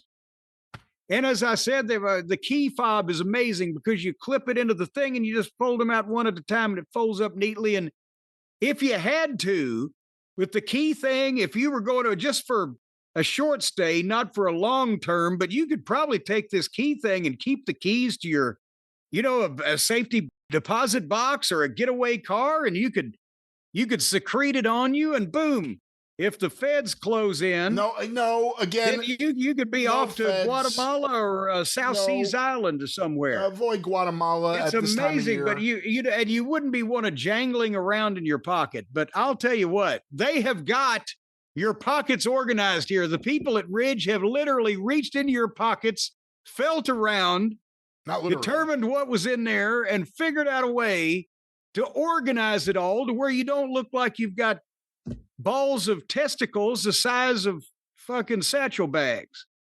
And you're never going to lose this stuff because with the Ridge AirTag attachment, you're always going to know where it is. You're not going to have the bag flips, like Kevin Sullivan calls them, a bag flip. When automatically the boys used to carry bank bags. Oh my God, where's my bag? And you'd reach for it. I do that in the car with my wallet in the console. Every 45 miles when I used to take trips, I'd be going down the road. I'd open the console to make sure my wallet was there. Stacy, bag flip. You're never going to lose this thing. You can strap it right onto yourself. You can keep it close to your heart. Folks, Ridge isn't just about wallets. They create premium everyday carry essentials like key cases, suitcases, and rings, all built with the same sleek, durable design. They've got a 99-day risk-free trial. They've got free shipping. They got a lifetime warranty. And right now, you are going to get 10% off by using the code JCE at ridge.com, RIDGE.com. Using the code JCE, you're going to get 10% off. After you make your purchase, they're going to ask you where you heard about them, and please tell them that we told you, because you're going to thank us when you don't lose your shit and you don't look like you have lumpy legs. Why, you could stick this thing. You could almost stick this thing in the gap of a young man's teeth in the front. That's how thin it is. Ridge.com, promo code JCE, 10% off. You could also fling this thing like a fighting star in martial arts, Brian, and you could I don't know about ward that. off attackers that way. Well, once again, we welcome them to our show, our friends Ridge. Check them out for those of you looking for a new solution who are sick of your old wallet or just an easy way to carry your keys. Ridge is for you. One more time, Jim, what's that promo code? Ridge.com, promo code JCE. All righty. Well, Brian, we talked earlier about giving the people an example of how I criticize wrestling to the office instead of to the fans, and whether there might be subtle differences, but also I imagine we've been pulling stuff out of the file cabinet. And I must preface why I have TNA agent reports with what it was and what the time period was like. This was from August of 2009. And for anybody who was a fan of TNA wrestling back then, there were more of them then than there are now.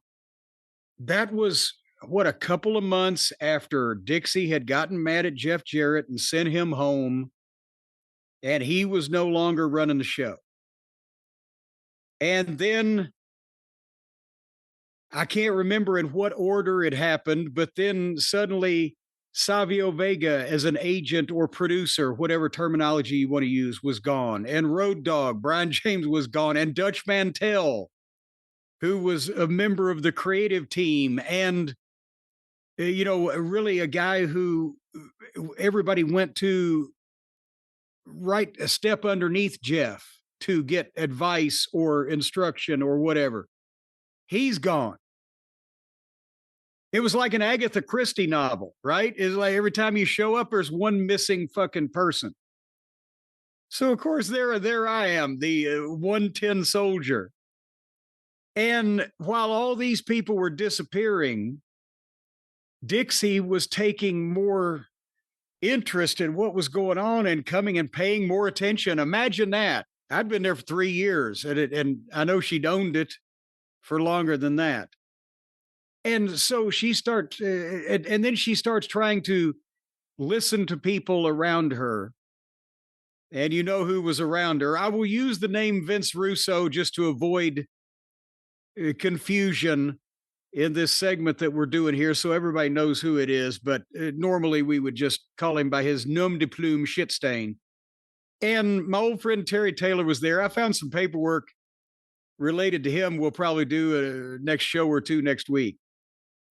But anyway, now Jeff has also called me at home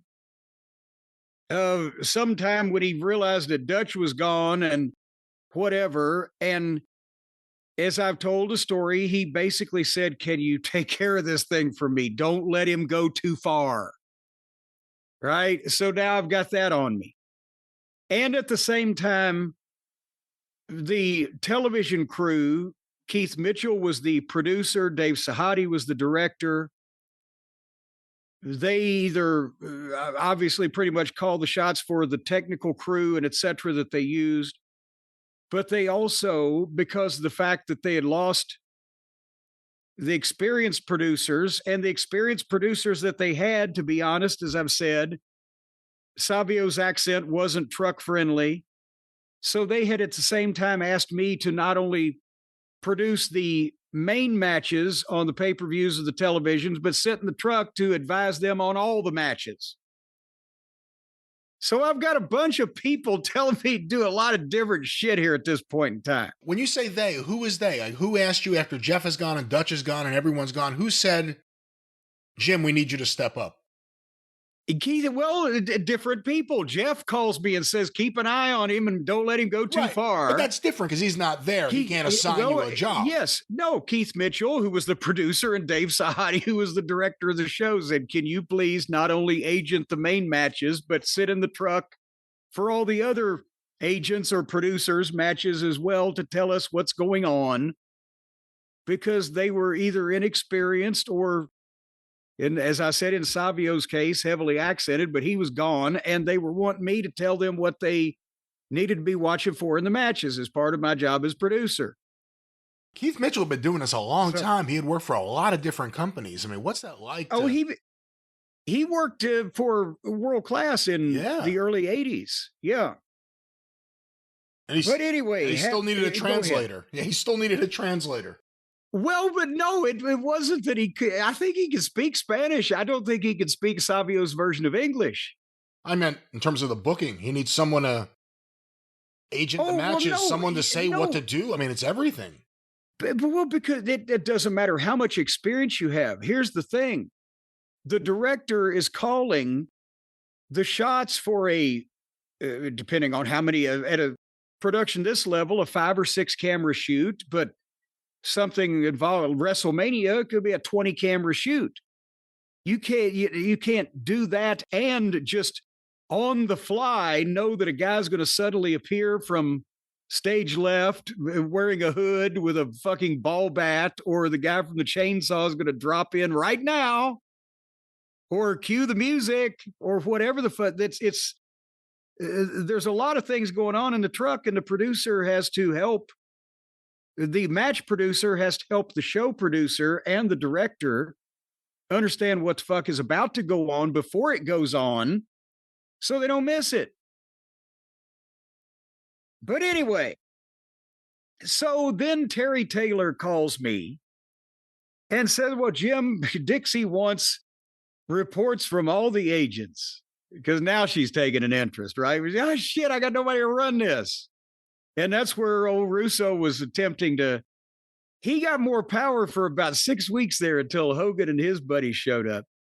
But anyway, so they want agent reports. And I said, Terry, okay, who's the audience? And do you want a report that everything's fine? Or do you want how I really feel and want me to put some thought into it? Is this going to, because For 20 years, I've on and off done agent reports, and I don't know they've ever done any good. No, we want you to tell us what you think, just like you tell us at the shows in person. And so we have it all on paper so everybody knows what's going on. Put it in writing. I said, all right. But it's only supposed to be for the office. It's only supposed to be for the agents and the producers and the creative team. If I could stop you real quick, where are you at Yes. this point in time with Terry Taylor?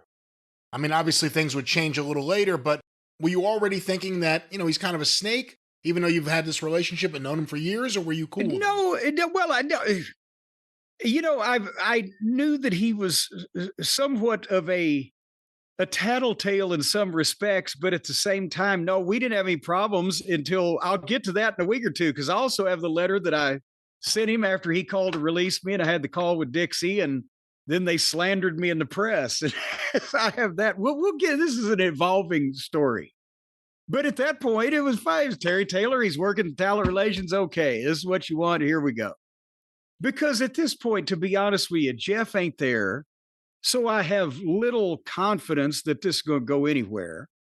Dutch ain't there, so I don't enjoy the tapings anymore, because at least we can sit and talk. And I'm doing twice as much work for the same money. That's why when Terry called me to let me go, I said, well, I guess we're real far apart, because I was about to ask you for more money. But anyway, so if anybody remembers, this is the Hard Justice pay-per-view from August of 2009 for TNA, and it will highlight some of the issues that we had, but this is also legitimately, I can't say everybody did it this way, but this is an agent-producer report for The Office on the show that we had just done. So it might carry some interest for some wrestling fans out there. And who does it go to? Well, this went to Terry Taylor, and then he sent it to whoever the fuck was supposed to get it. So it's not like I'm, goddamn mailing these things out like a flyer from the 4-H club. Well, that's my question. You're not emailing, Dixie, Russo, Terry Taylor, this person. No, I've emailed Terry Taylor. You want the agent report? Here's the agent report. You work in the office. I don't know. I don't care if you set fire to the fucking thing, right? But anyway, because I figured that's what they were going to do. But having said that, do you remember when they had Rob Terry, the big British kid? He was huge, jacked up bodybuilder. I forgot about that guy. Well, unfortunately, everybody else has also, because he got this spot, but nevertheless, he was with Doug Williams and Brutus Magnus, who now is Nick Aldis. And they were the contingent from the United Kingdom. And they were heels, and Hernandez, remember the LAX team of Homicide and Hernandez? Hernandez was the best. Sean Hernandez was his name. And he was the guy that they wanted to be. And this was a pet project of Dixie's. Yeah, that's what I heard. And it had validity to it. That's what I heard. I heard he was a pet project of Dixie's. No. I know the guy. He was, no. You've heard that actually, too, though, right? You've heard people say that. Well, yes, but because of her other actions, but he was a nice, honest fellow. But point being, she wanted a Latino superstar, right? Supermex, Hernandez, he's a baby face, and the heels are fucking with him. So what the problem was here was, as an agent and a producer, and I've mentioned this before, I can't determine who the matches are or who's going over. I have to take the structure from the creative team that's laid out and get there some way by producing the match. And it got increasingly harder without Jeff or Dutch involved to make any sense out of a lot of this. And we were either being confronted with stuff that either the talent would say that they really didn't understand or couldn't do, or that they would try to do, but it wasn't their fault that they couldn't do it because it wasn't doable for them at that particular time. And so we were trying to put these things together. Rob Terry, Big Rob against Hernandez. Now remember, Rob Terry was greener than goose shit, and Hernandez is just a big muscle-bound guy trying to get over as a kick-ass babyface, and he's never been a single before.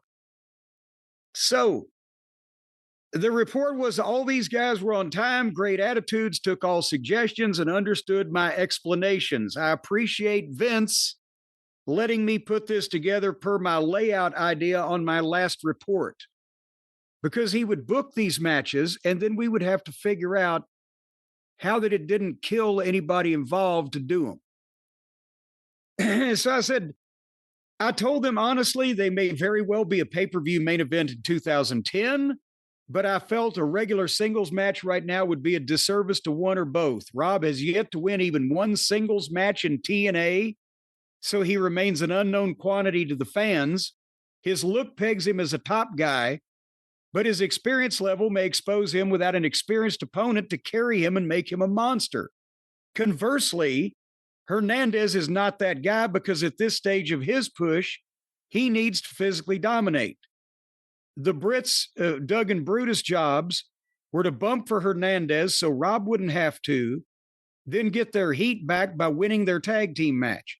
With everyone understanding and agreeing to their roles, I told them they weren't doing a match, but some showbiz to get Hernandez his case back and get where we need to be.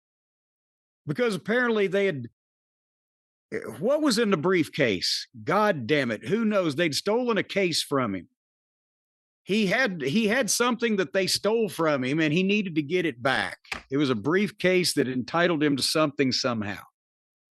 So anyway, Hernandez nailed his promo. The Brits did their jobs and Big Rob was right there, and Hernandez went over at a 5-second decisive fluke to get his case back, doing what he said he'd do without hurting Rob's image. The fans enjoyed it, and all was well. Billy Gunn helped me to demonstrate the physical aspect of what I was asking for and was a big help. Good job by all. And the young guys got a nice lesson in psychology with Rob, especially being grateful and gracious. I find when we explain to the young guys reasons behind things and how to think about their positions, they respond well. Have I changed any at all now that I'm reading this for the first time in 15 fucking years? You're nicer. Now or then? Then, now, now. I don't know. I was kind of polite then. But anyway, does this... There was no one to really just destroy, though, in terms of... I mean, I don't remember the match or anything, but... Well, yeah. You know, it's not Orange Cassidy versus Speedball. But the point is that with a professional production, because I mean, they do these in the WWE, and they going back to the days when Jack Lanza and George Steele used to phone in their report and record it, and Finkel would get in at 6 o'clock in the morning and type it up for everybody. You always have reports. You always try to keep track of what's going on. And sometimes they're listened to and sometimes they're not. But what kind of reports do you think they have in AEW? Maybe in WWE under Vince over the last years until he was gone, maybe everybody was walking on eggshells. It was just like sunshine lollipops. I would think now there's some element of honesty that's tolerated. But do they have any in AEW to give any feedback on the talent or the production or et cetera? Or do you think they're just shooting it as they go?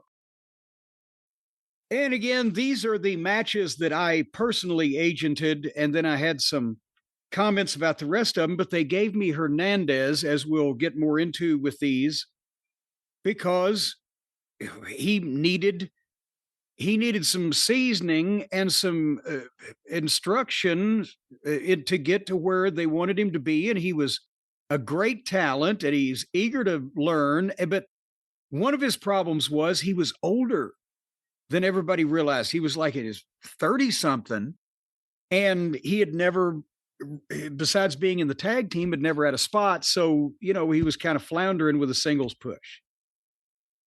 But the next match on this card that I worked with, Brian, this is 2009, right? August. Kevin Nash versus Mick Foley.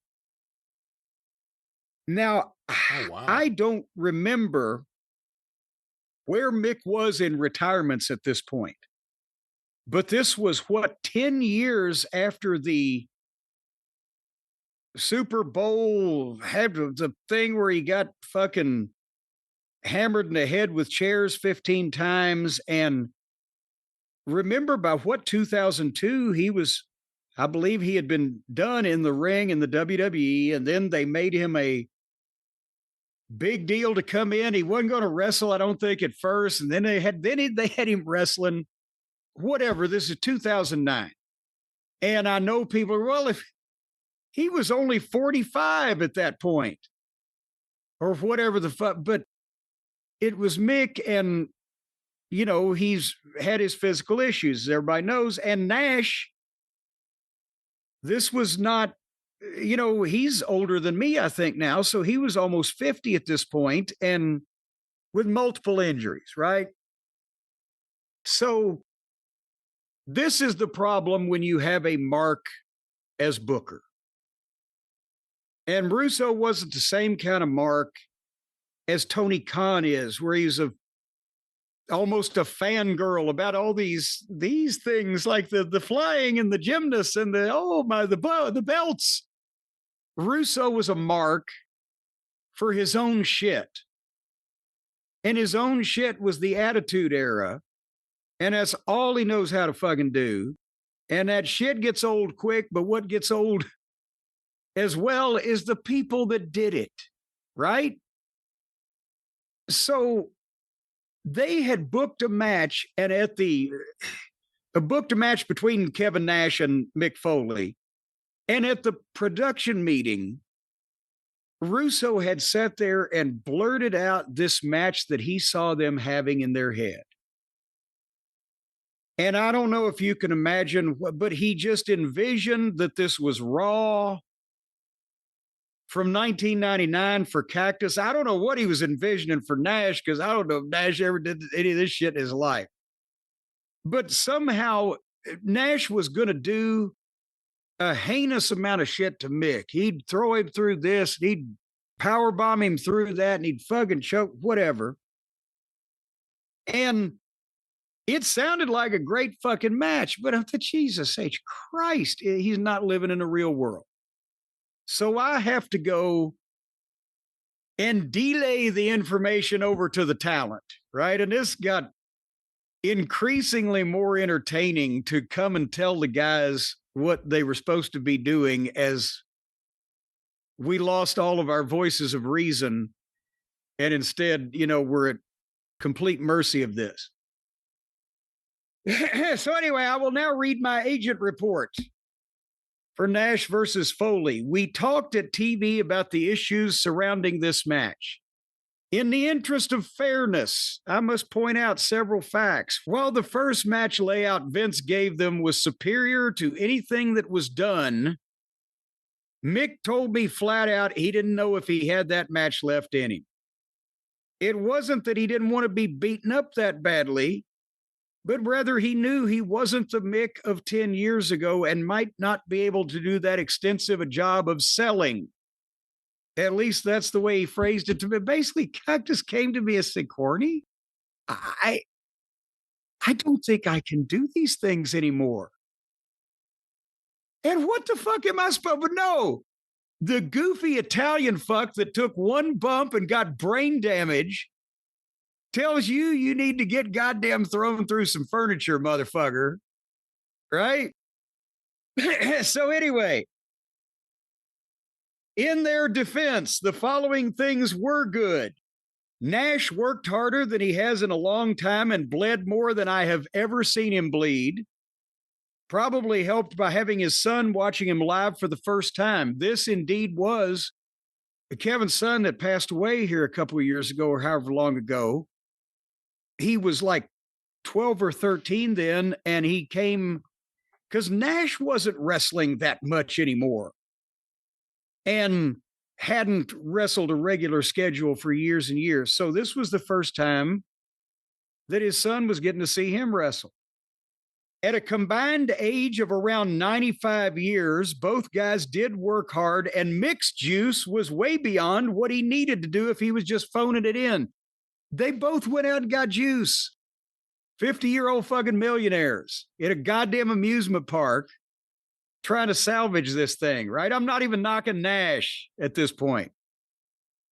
The finish, if it had come off as described to me, would have been much better than it turned out, but there was a mix-up on how Mick was expecting to take the big boot when he turned, which led to the tentative and weak-looking final move. Basically, they were bleeding and blown up, and I can't remember whether Mick turned the wrong way or Kevin thought he was going to turn the other way, but the finish was a popcorn fart.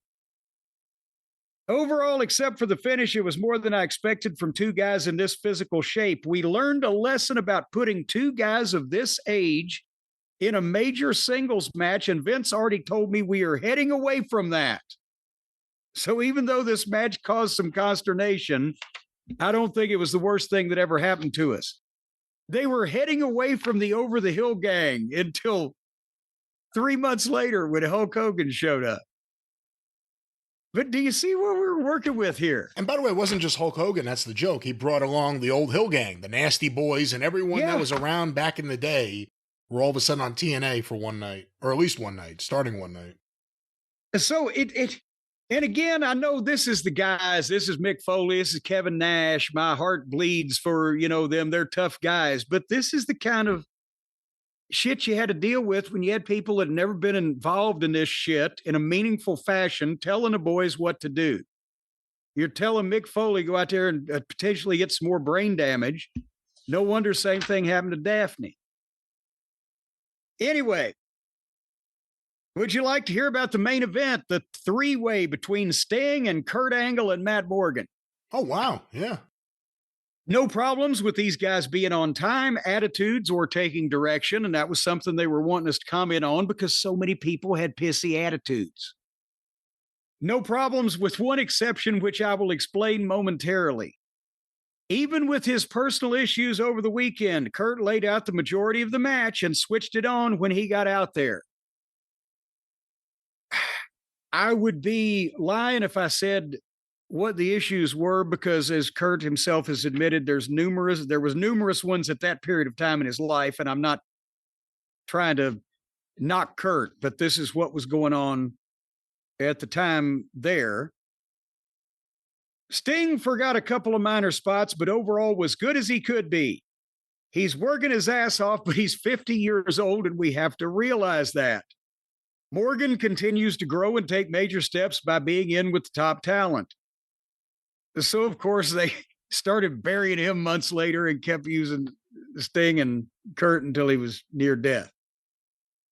The one spot that caused people to raise their eyebrows was where Kurt had Earl Hebner roll out of the ring to check on him the second time. I raised a flag on that before the match and gave Kurt an alternate suggestion on how to get the referee's back turned, but because of all he had going on and not seeing it as a major deal, I let Kurt decide which to do. In hindsight, it was worse than I envisioned it. And it was my fault for not insisting, but after our meeting with Dixie, the point was taken. Because I can't even remember again, but in some fashion, Kurt buried the referee by having Earl Hebner roll out of the ring and check on him and obviously miss something else that was supposed to go on behind his back. And again, in a professional company, these things are noticed if you've buried the referee. Now it's just, by God, who could even tell? But if you'd buried the referee and shit that was supposed to be meaningful and it looked bad, well, somebody, either Terry Taylor or somebody that might be sitting next to Dixie and going, oh, why are they doing that? So she came and, well, why did y'all make the referee look bad? And Kurt, I said, well, we had a couple of suggestions, but, we'll do better next time. The rest of the finish came off well, and Angle and Matt got where they needed to be to move the story forward. And then just before we have opened the floor to comments, the random comments on other matches that I was not directly responsible for, because there's something in here that, God damn it, makes sense with what we talked about recently. Said the Steel Asylum X Division match was great. While the cage is not TV camera friendly, we got some awesome shots. All the guys worked hard. Brits versus Beer Money was a real good tag match. Only a few bobbles that most who were not in the meeting would not have noticed. ODB and Diener versus Beautiful People could have been a disaster. But it was just enough, but not too much comedy for the show. I'm trying to be polite on the shit that doesn't really matter, It right? could have been a disaster. You didn't say. Could have been a disaster. But it was good. That wasn't the follow-up to that. It avoided being a disaster. Hold on, I've lost my place now. Oh, Joe versus Homicide was not good for the reasons we discussed on Monday, and we'll get into some of their stuff with not on any of the particular talent, but with the conditions they were laboring under. But we'll get to that later on at some point. Okay. Team 3D versus Booker and Steiner was way better as a match than I thought it might be, and Steiner did some awesome things for a guy his age. It was unfortunate that fans were injured. Oh. But I've been expecting this for a long time, and I've never been a fan of fighting in the crowd, as Steve Small will tell you. Steve Small was the guy that worked for the company that I don't remember what his position in the office was, but if they got sued, he was the guy, and they had a problem with the park or they had some legal difficulty or heat with somebody, he was the one that had to try to fucking fix it. I've never been a fan of fighting in the crowd, as Steve Small will tell you from experience, and for the exact reason that ended up happening. We do not need it, and I hope that this will put an end to that practice without lawsuits or major problems from Universal. Before we get to the last line here, I don't remember what the specific incident was, but they were doing fighting outside the crowd or in the crowd. And when I say fans, that means it was a couple. Somebody probably knocked a guardrail over, kicked a chair. Who knows what the fuck it was? I don't remember because I left the company a couple weeks after, and I don't care if they got sued. But that's in an amusement park. There's nothing that they ever did on television, on that television program, where any of the wrestlers needed to fight in the crowd to make it any fucking better. And finally, I said, overall, this pay-per-view was leaps and bounds better from start to finish than last month's stinker. We didn't have any classics that will be remembered in years to come, but we didn't have last month's worst pay-per-view match of the decade, Jenna versus Charmel.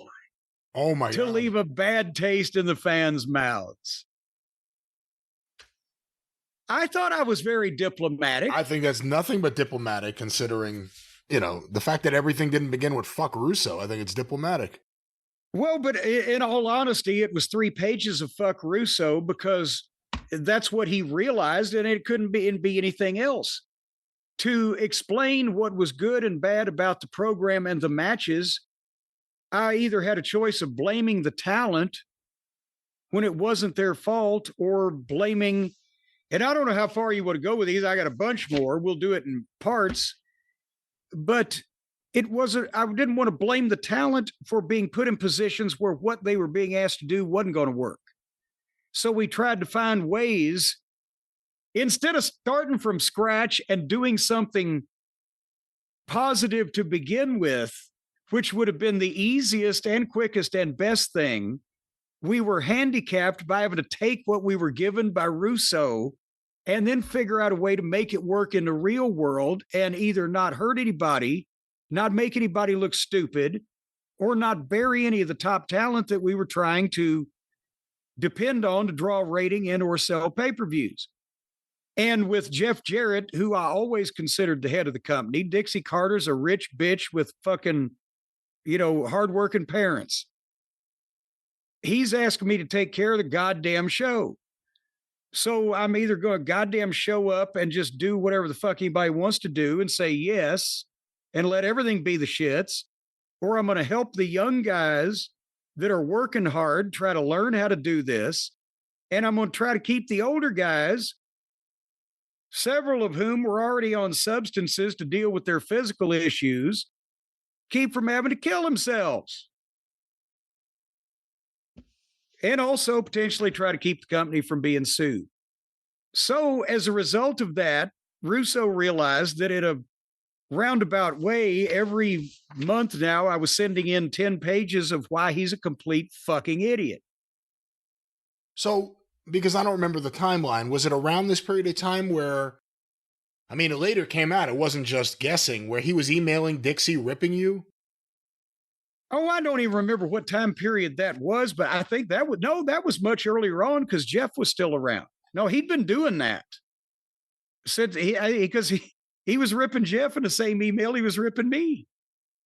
So that's the thing I feel bad about when they brought him back in 2006. I blamed Jeff because I just started myself and I didn't realize that Dixie, had some fascination with him and gave a shit about who was working on the creative team or whatever.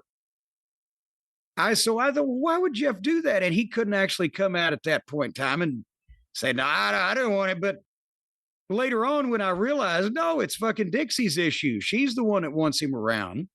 Then it became more understandable. But nevertheless, I got a TV show. Oh. You want to hear some TV? Now, this would be Impact, correct? This would be Impact the next day. The next day was the Brits and Beer Money in a street fight. So that was Nick Aldis and Doug. Goddamn.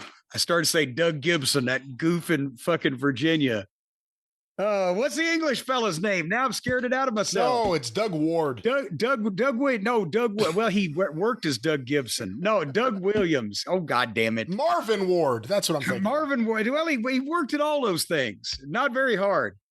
Anyway, Doug Williams and Nick Aldis are the Brits, and they're against Beer Money, who are James Storm and Bobby Roode in a street fight. And I said, to me, this was the gold star match of the 3 days. As always, these guys all reported right on time for the match meeting, had great attitudes, and listened to all instruction.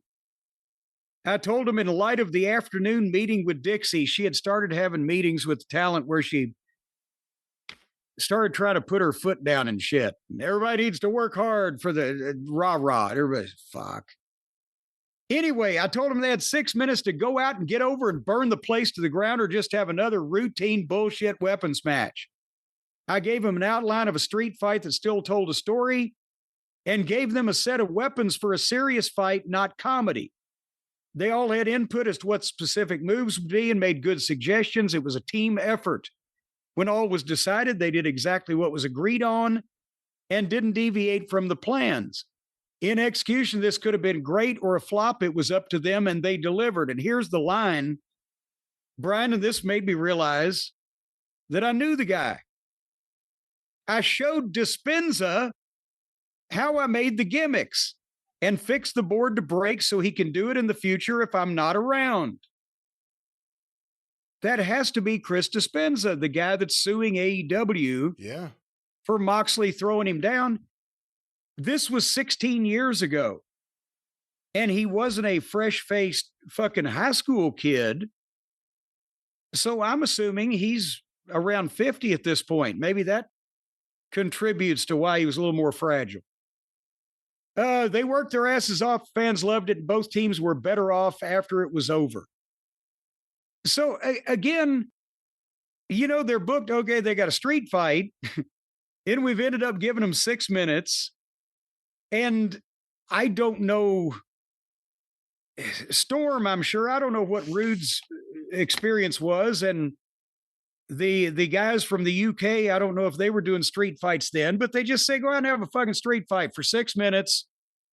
And boom. So they had to, you don't just go out there and hit each other with a bunch of shit that's laying around. Work spots with the gimmicks so they mean something. Gimmick them so they don't hurt anybody. Do something so it gets a pop and pays off because the heel has gotten his comeuppance rather than just somebody got hit with something hard. So, and they were very receptive to that because, hey, we want to get over. The only ones that were laying on their ass was most of the high-priced fucking talent over 50. Anywho, so that makes some sense, right? Yes. So then, Team 3D versus Matt Morgan and Kurt Angle in a tables match with Bobby Lashley on color. I didn't even remember this happened. And I actually don't even remember what happened. Once again, no problems with talent being on time. I think everyone knew to behave, especially at this set of tapings. So they've just been dressed down. Bubba set the vast majority of this up as these newfangled table matches are his specialty, but I gave him the finishing sequence, and Bubba nor anyone else had any problem with that. The dust up with Lashley and Angle worked was a good tease for the future. The match was as good as a tables match can be, even though I'm not a fan because of the inherent problems, i.e., no false finishes and the difficulty of getting the fans in anything not involving the table. However, as they were going home on the last table tease, Kurt was to pull the table out from under Morgan, but his hip went out as he tried. And this was when Kurt was packing himself in ice after every goddamn match. And although Matt didn't go through it, his leg hit the table and broke the legs. I buzzed the ref from the truck to keep him going. While we got the replacement table after a few minutes of confusion, we got it and they got back on track. Editing will fix the finished product, but a lesson was learned that furniture doesn't always work with us. Kurt was in the floor afterward being worked on by the trainer for his hip, which was the same thing that was hurt after last month's pay-per-view, but he was up and walking shortly afterwards. Again,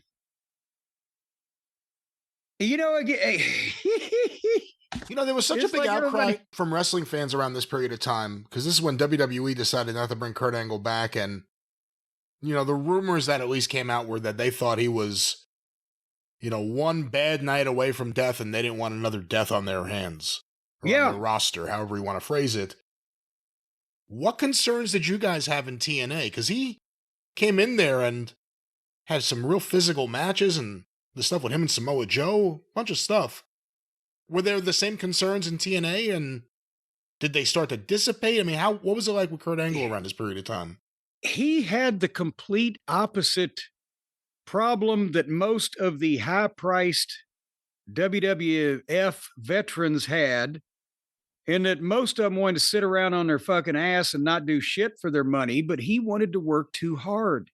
He was killing himself, and not even with the substances, which were a byproduct of he was killing himself, but he was just, that's why people win Olympic gold medals, probably because they're just determined and they're driven and they're whatever. He was not going to let anything stop him from doing the goddamn anything he wanted to do, anything he needed to do, anything he was called for to do. Every night after the pay-per-views, he would be laid on the ground with bags of ice taped to his shoulder, his knees, his hips, his back, neck. And this is at a period of time also when it's no secret that part of the reason why Jeff wasn't there anymore was because Kurt's marriage had not gone well, and Karen had been a part of the whole kerfluffle, and Kurt had personal issues and was also, obviously, as he's talked about. So I'm not trying to bury him because I love Kurt Angle, and he's an amazing athlete. We always had nothing but wonderful things to say to each other, and I loved working with him, but he was going to fucking kill himself. He was going to break something irreparably, or, something, so not even with the personal problems, just, and I'm like, you know what I mean? They saw him laying there in ice, packed in ice after every match. And that's why, again, I was saying with this guy, do you want to book him a little less on fucking television? Just so that he wouldn't have to work so hard so much. And they, sometimes tried to do that. But at the same point, when that's what I was trying to do at the time, not trying to be the savior of goddamn Terry Taylor didn't want to say, he and Russo were buddies anyway because of the whole God thing. They have the same delusion, and they rode in the same car together. Me and Dutch, I'd look in my rearview mirror, I'd see Russo and Terry Taylor in the car on the way to fucking Orlando. And I'm like, how does Terry put up? But he wanted his job. That's why. And that's how he put up and so he wasn't going to argue everybody else, and they needed it or they depended on it or whatever. But I was not going to just bullshit everybody and say that the top guys were working hard when they weren't, or that the matches that are booked should have been pulled off better when they couldn't have been, or whatever the case. And, sometimes with Kurt, I thought they should have said, hey, we can certainly back him off to working one time a month for the summer or the winter or the spring or the fall, or sometime, and just do angles on TV or whatever and light up. But they, Russo loved to have all the stars working on TV to weave his Shakespearean magic. And there's other comments on this television program that this is where Samoa Joe and Homicide had a bad match on the pay-per-view, and they did better on their TV match and some stuff afterwards. But the problem was that Samoa Joe at the time had been diminished. He'd already had that argument with Nash and etc. They had him wearing the fucking pants, and Russo had him with. Remember when he had the tribal face tattoo? Were you even watching this shit? I didn't really watch it much, but I remember seeing it because I had to see it because I was a fan of Samoa Joe before then. Well, yes, and he had to come out with fire dancers at one time, and the fire dancers, I think one of the members of the fire dancers he was like related to, but at the same time he came up to me, he's like, I'm from California, I have a college education, and now they want me to look like a goddamn Bomba the Jungle Boy, right? So they were down on Joe, and he did when he got unmotivated because of disrespect or lack of anybody giving a shit really what he was doing or just doing his stupid shit. He'd gain a little weight or he'd slow down. So they had talked to him. And I said, in the past year, Joe's gone through a switch from babyface to heel, an in-ring layoff due to storyline, a change in his gimmick, the birth of his baby, and other professional and personal changes. And it's possibly just lost focus and or motivation. His renewed fire and performance on Monday and Tuesday after being talked to hopefully bears this out, because I believe he has a lot to offer. I'm not sure the new pants he's wearing are flattering, and the facial tattoo wears off in any kind of competitive match. This may need to be addressed. I wonder if we could tell him that the most important thing is his physical performance, and we could adjust his look if he's not comfortable with it. Hint, hint. Very diplomatic. Pope De Niro, old Elijah Burke, had a good debut with Consequences Creed, who's now the New Day fellow, Xavier Woods. And you had Elijah Burke, obviously, in OVW. Yeah, well, we brought him into, he had never wrestled before he came to one of our tryout camps. And I think he's the only guy maybe that we ever took that didn't have any wrestling training whatsoever in a tryout camp. I said I've always found him a hard worker with a lot of charisma. Blah, blah, blah.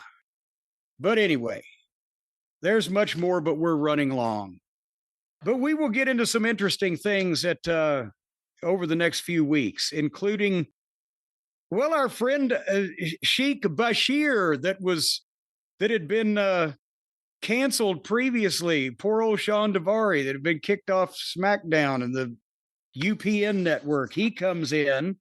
See, I don't remember that. They brought him in as Sheikh Bashir? Yes, I think it was Abdul Bashir, wasn't it? Did Russo see Martin Bashir on TV? Is that where he got it from? Well, no. They had a group of the World Elite, which constituted Eric Young, because he was from Canada, Bashir, because he was from wherever they were saying he's from, Persia, I don't fucking know. The guys from England, because Russo's like, oh, they're all foreigners, so they got to be heels in a group together. Oh, this was all fun. This was leading up to the big finish between me and TNA. But anyhow, is it odd that you should be asked to turn in comments? But no, that's not odd. But the same thing is I found every time you turn shit like this in, somebody don't fucking like it. Then you're just hurting people's feelings. And you never heard anything back, right? It was a one-way thing. You send in your notes. Oh yeah, no, they don't like grade it and send it back where you misspelled, and no, they. And again, everybody knew that it was everybody, and they had brought Scott D'Amore, I think, was back at that point. They brought in some new agents. I think Lance Diamond, Simon Diamond, his real name's Pat Kenny, had 18 names. I like, various of these guys. I think they tried to, tried to talk them in that time into bringing D'Lo Brown in. Maybe they did, but a lot of those guys didn't have as much experience and hadn't been in the business long enough as the guys that were in the main events, as I've illustrated with some of these names. So they wouldn't listen to them, and these guys didn't want to tell them what to do, which is, I've also illustrated in these notes, you were expected to, at some point, tell these guys what to fucking do. And at the same time, they wanted their jobs. They didn't want to tell Dixie that her pet, little Shakespearean writer there was a goddamn imbecile. It was fucking her show up. And the boys, especially the main event guys, would just do what they wanted anyway. So we just tried to come up with shit that was palatable for them and still get to the same place they were supposed to. Whereas the younger talent that still may be in a prominent position but didn't have the stroke, they would just sit there and look at me like, what the fuck are we supposed to do? This doesn't make any sense. And then we'd figure something out. As long as Jeff was there, it kept me and Russo from having not only to coexist and actually work directly with each other, asking each other back and forth questions, but it also gave an ultimate authority to go to when something didn't make sense. And I had to tell Jeff, as a guy who knew the talent can't figure out how to do this. Or they've, remember the famous incident where the first question everybody asked me was, how can we have a finish to this match when there was never actually a start to the fucking match? The bell never rings to start the match. And Russo's helpful suggestion was, nobody will notice. But that's the only thing that anybody noticed every time I gave it to him. So you'd go to Jeff and he'd say, do it the right way. But that was gone. So everybody knew it was going to be me trying to put these matches together that I'd already been given by a complete imbecile that didn't understand that they couldn't be done and the stories were dreck. So it was a matter of time. Other than that call after he first left, did you hear from Jeff at all during this period of time, or was Jeff completely kind of not talking to anyone? No, then he was wherever he was at. Because he knew it was, at that point, a lost cause anyway. He was probably one of the ones that knew that Hogan was coming, I would think, first. So, in the end, we would all hear you say various things and know what you think about Dixie Carter. And she certainly proved herself to be incompetent, I think. She was able to fund the thing with her dad's money, but she thought she knew it. She thought she got it. She thought she knew the right people, and nothing ever worked. Were you already feeling that way about her at this period of time? Were you already thinking, the problem, it's never going to be better because we have Dixie here? It's not even just about Russo. It's just about her. Well, not really, because until this time period, I mean, she would show up. She wouldn't even come to all the TVs, but she'd be at a lot of them. And her big thing was getting there in time to get her makeup done and her hair done. And she would go out and sit in the impact zone and take pictures with the fans, and sometimes even holding the belt so she could take pictures with the fans. And yes, she's walking around and you don't go up and go, well, fuck you, or whatever. You're, hey, Dixie. But I really had very little interaction with her for the first 2.5 years, because otherwise than try to be polite in the hallway and saying hello, she didn't really interfere with what we were doing on TV day. I don't know what she was like in the office in Nashville for the people that went there. And I never thought about sitting down and having a long conversation with her, because I knew that she didn't understand wrestling.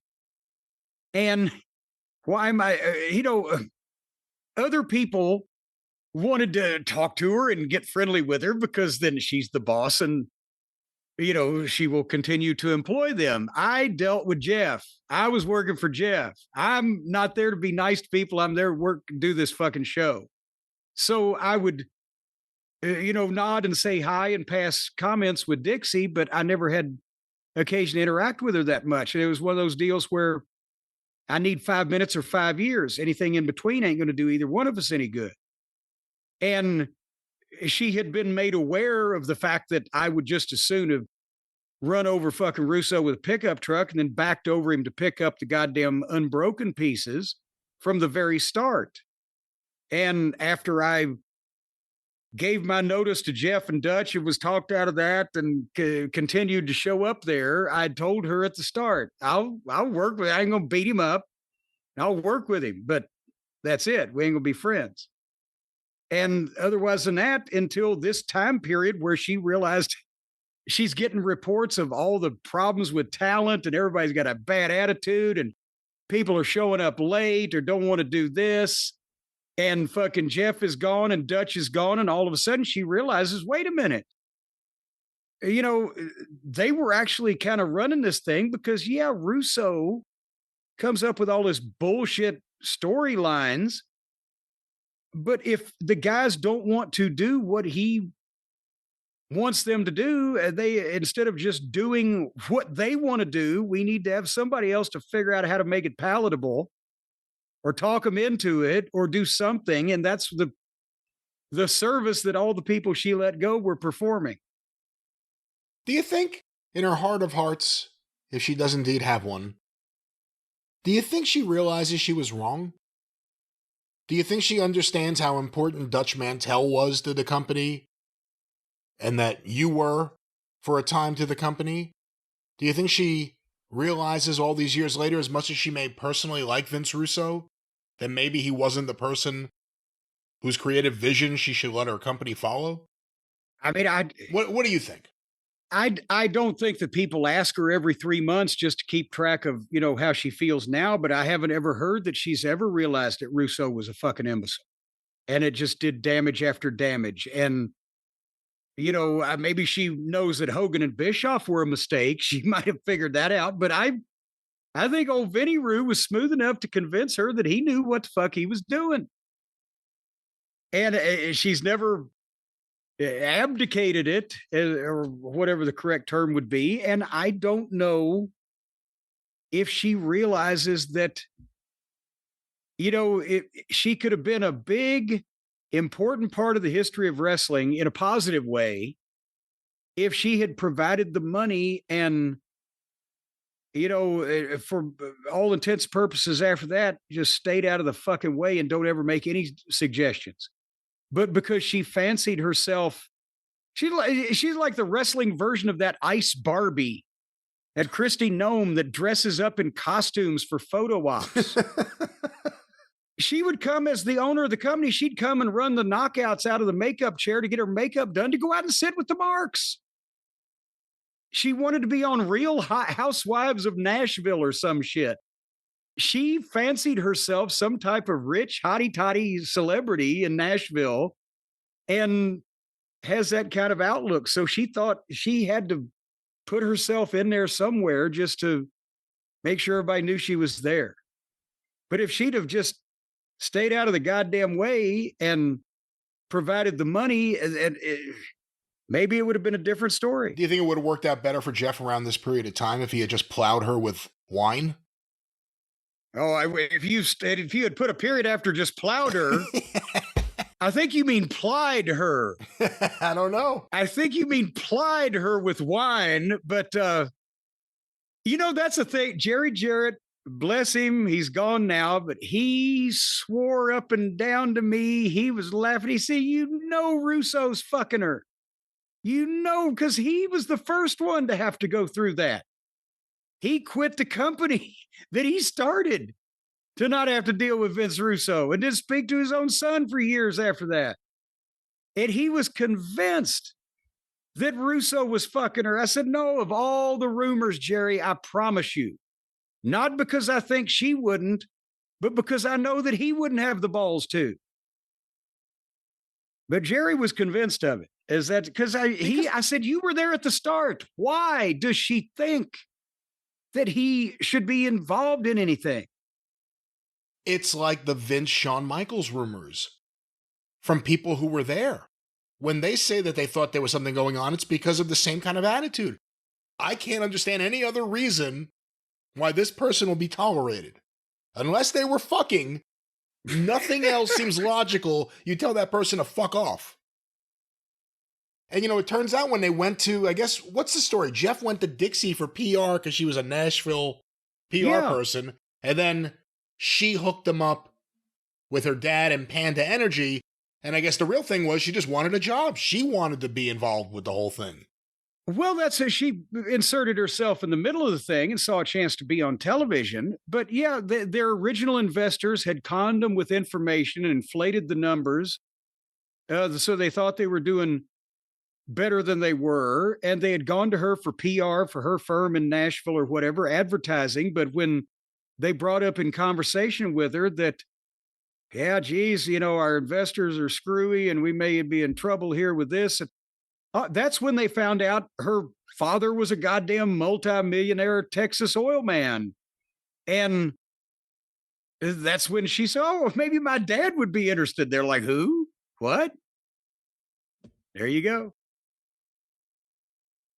Well. Like you said, something we will come back to. Your notes, not just from TNA, but you have found all sorts of notes, and we will. Yes, I've got. We could read for days, and it might be more goddamn entertaining than the current day stuff. But going from one rich bitch to another is the only segue that I can think of to describe this next topic. So we might have to do with that and just put one of those over bitch on YouTube, Brian. But have I understood now that Tony Khan has done an interview where he's just saying the ratings are great and everything's great in TNA television land? Oh, not in TNA. I don't think he's talking about TNA. Or now in AEW. I'm sorry, I can't tell one vanity project from another. I'm sorry.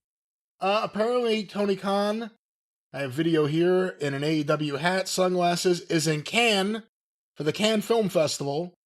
I thought you said he was in the Cannes. Is this the Cannes Film Festival or something else? There's something going on in Cannes right now, and Tony Khan, of course. Do you have Tony Khan in the Cannes? Well, let him out.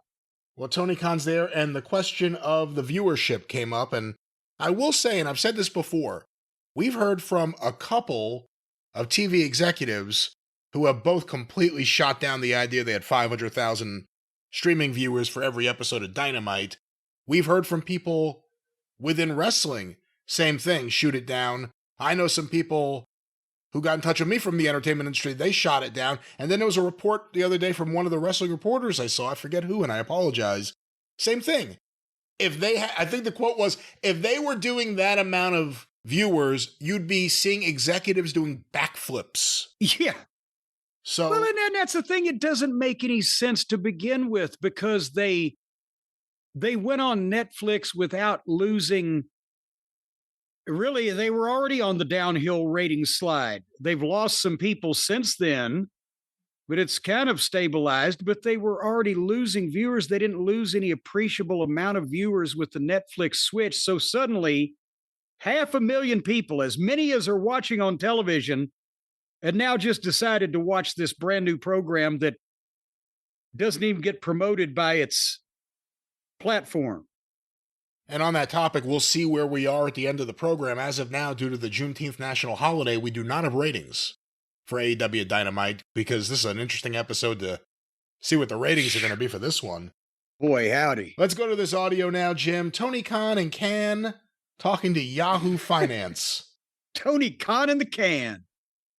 It feels like 2025 is, in a lot of ways, the best year we've had. I mean, we're having a great... Well, how big is the business? How many sales do you bring in? I mean, is it making money? Like, Guys, we're doing fantastic. This was a huge year for us. We grew the business so much with the simulcast. Gotcha. We brought in new audience with Max and streaming, but also we've been able to grow our cable audience year over year. Frankly, that cable and satellite... Let me stop it right there. What? There's a bunch and there's more. Well, there was some some statements there that might take a little while to verify, but I think we can stop on that one right off the bat. It's demonstrably, factually, statistically correct that their viewership on cable has declined year over year, is it not? By everybody that's done a report on that type of thing, have they all been doing flawed work? Yeah, WrestleNomics puts out reports. There's an annual one, but they put out reports all the time about the numbers and the trends. And at best, you could say they've held steady for a bit. But year over year, there's no way they're up. And not even no way, they aren't up. And then in terms of the key demo, I think it's the same thing. That's down year over year. So I'm not sure exactly what he's saying. And in terms of the simulcast, adding new people, that remains to be seen.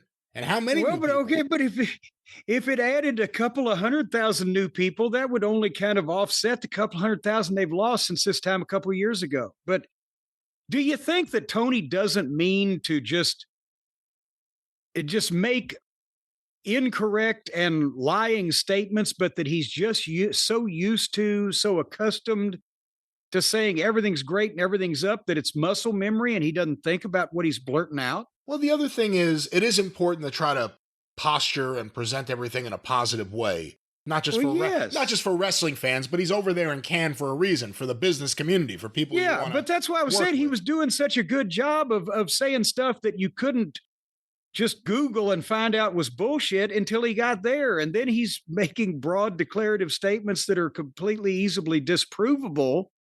So he shot himself in the foot, didn't he? Well, by the way, I don't even know who this interviewer was. What was the question? What kind of you got like sales money? You got what kind of, are you taking in money? Are you stealing anything? Are you taking how much you got cash in your pocket right now? Yeah, he was a real professional. But it's a benefit to someone like Tony, who's a distant number two in terms of how you could publicly present things, again, to the business community beyond wrestling fans and everything that gets on social media. When you know you have a streaming partner that isn't releasing the numbers. It's like, are you in the CIA? Well, they won't say yes, they won't say no. He could say anything. And he doesn't have to give a number. He could just shake his head and go, that's kind of what I've heard, which is what he's done in the past. And he gets away with it. But let's go back to the Cannes Lion, Tony Khan. Satellite and growth in cable. Who's doing that? Well, honestly, us, because a lot of people thought when you start simulcasting AEW on Wednesday nights and Saturday nights, a lot of people, they're still going to watch the show, but people are going to migrate to streaming. Well, actually, our cable audience, when we started simulcasting, went up, and we have a great audience on Max streaming every week, too. So we have been able to do that, and we've really maintained and grown a great audience over the years. AEW... we say it's where the best wrestle, and I really believe that's true. I think we have the best roster of wrestlers in the world. It feels like 20. Well, and that's where it cuts off and it loops back. Yeah, he does good with the hype when he speaks in generics, and they're not going to hold his feet to the fire of, well, is it really great? Is it only semi-great? That type of thing. But when he gives statistics that you can look up and it ain't that way, then. But again, he's hoping that this is not a wrestling press question, and he's just hoping people are going to just believe that and not check. Again, he looks like a maniac. He's Tony Khan. That's one of the things that kind of goes against him. But like you said, it's an interview where clearly he's just allowed to say whatever he wants, and he's not going to be called or checked on anything. And he's taking advantage of that. You can't blame him. Again, he's over in Cannes for a reason. But a company of growth, I mean, I don't... having Wembley 1 year skews things for like 1 year, but if you look at everything else, again, the best thing you could say maybe about this year is holding steady. I'm not talking about the cable deal or anything, just talking about the television ratings and the arena shows and everything else. Well, where are they at? Time flies. Where are they at right now in terms of when did they consistently drop below 700,000 people and stay there? Because remember, we did the rating segment for years and they were at 800 and 700 and something thousand. But how long has it been since they dropped below that precipice? It's been a while. Again, I don't have the exact number. I want to say it was a little less than a year ago they had gotten into the 500s. Remember that? Well, yeah, they've been in the 500s, but they bounce back and forth between high fives and low sixes, and then every once in a while they'll do something a little bit better, like the cage match thing they did, or they'll do something a little bit worse because something else is on TV. But that's it's down year over year. I'm sorry, it was down year over year before they were streaming anything except pissing out their own window. Yeah, and then I don't know if you saw, but Dave Meltzer responded to the response that everyone was having to this interview. And again, I'm sure he did. It's not just us. Other people pay attention to the numbers. Other people talk about the viewership. Other people more vociferous than us have called out the bullshit of the streaming numbers, which Dave was really the one to go out there and champion and get behind, even though it doesn't make any sense that no one you talk to that works in the industry believes it. But when he got called out for it, Dave started jumping in on Twitter, and then he started calling other people grifters for lying to naive fans and trying to make money from naive fans because he's the only one who tells the truth. And if you're upset about any of this stuff with AEW now, you should have gone back and read the stuff that he was writing about them 5 years ago. He told you everything that was going to happen, and you should have just listened to him. Well, and also, for heaven's sake, the grifting fans thing, I can't stomach anyone grifting fans, especially naive fans. Dave goes right straight for the stupid ones. He doesn't worry about the naive fans. Well, I'm glad that Tony is, getting a canful of press over there. Listen to this. Someone here, a user named Useless Positivity, quoted back Dave saying, "I don't defend anyone, least of all Tony Khan, unless it's something factually incorrect." And then the person wrote, "Freudian slip, you'll only defend Tony when he lies." And then Dave responded, "Sorry Tony Khan ruined your life by creating a non-WWE company and not failing like you spent 6 years insisting." I don't even know who this guy is. I was about to say, is this just some random fan that Dave, again, you've insulted my boyfriend, a type of tone to it? Why does he jumps into conversations that he's not referenced in or involved in? If you had listened to me, you'd have read my article in November 2019 looking at the cable landscape in AEW, and you'd have at least not gone in denial for so long or be mad every week. About and what is the fellow denying and is mad about? Because what Dave wrote made it sound like he defends Tony when he lied. Again, Dave, he proved it every time somebody said goddamn Tony Khan. He bakes a shitty meatloaf. Meltzer's, I've been to his house. His meatloaf is fantastic. I've never had meatloaf that good. It's just, it's bizarre. Well, here's another one. Again, someone, I don't have the original tweet here, Jeff H. on Twitter was responding to something Dave wrote. And I'm assuming it's about Tony. He can't book. He's had top stars and booked them into irrelevance. He can't produce a show to fit the time allotted. He can't get anyone over. He is running AEW into the ground, and all you do is defend him. I'm paying attention to 2025, and the Tony Storm gimmick is horrible. Dave wrote, I cover wrestling facts and analyze them. I'm sorry when it hurts people. When AEW was down, I said it was and why. When it was up, I said it is and why. Same with every company. I don't defend anyone, least of all him, unless it's something factually incorrect. Not being able to fit into time slot is factually incorrect. Those overruns are approved ahead of time. Running the business into the ground is also incorrect. Well, again, we don't want to make this too much about Dave. There is a segment there sometime in the future. Is there anyone anywhere near wrestling who has destroyed their own reputation through their own behavior on social media more in the last 6 years than Dave Meltzer? It's not even just about AEW or Tony Khan. It's the behavior. It's all the tweets.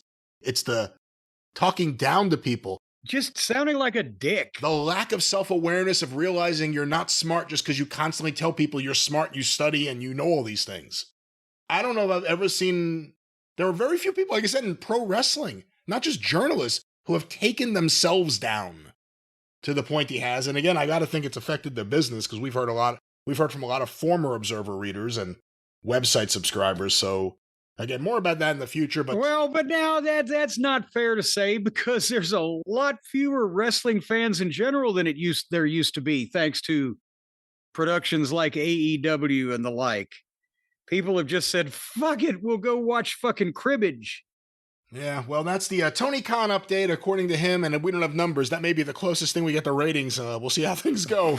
But according to him, I can tell you, they're great. Everything is great, and the streaming has only increased the audience. That's up year over year on cable.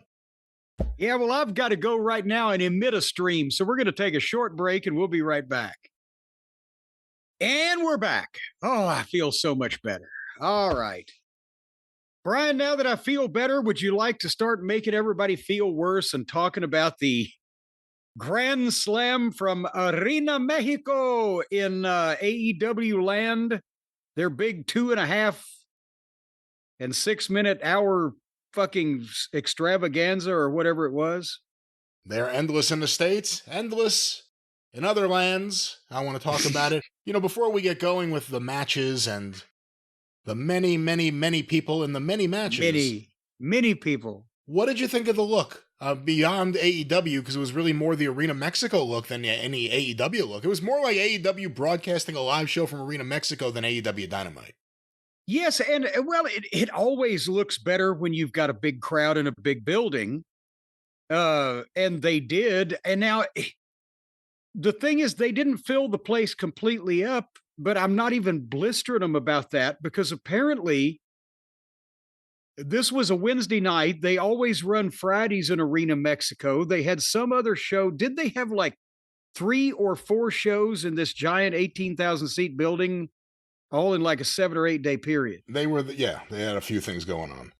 So you can't fault them. I don't know how many they did have. If that has the Border Patrol released that information yet? Maybe you can find that. But it was a big crowd. It had to be at least 10,000 people. So that looks good. And it had a different look than honestly, the set they've had lately, with the screen and the entranceway so close to the ring. Sort of looks like the old game show set type of thing, or, soundstage in Orlando, TNA Impact Zone type of thing. But this was an actual arena.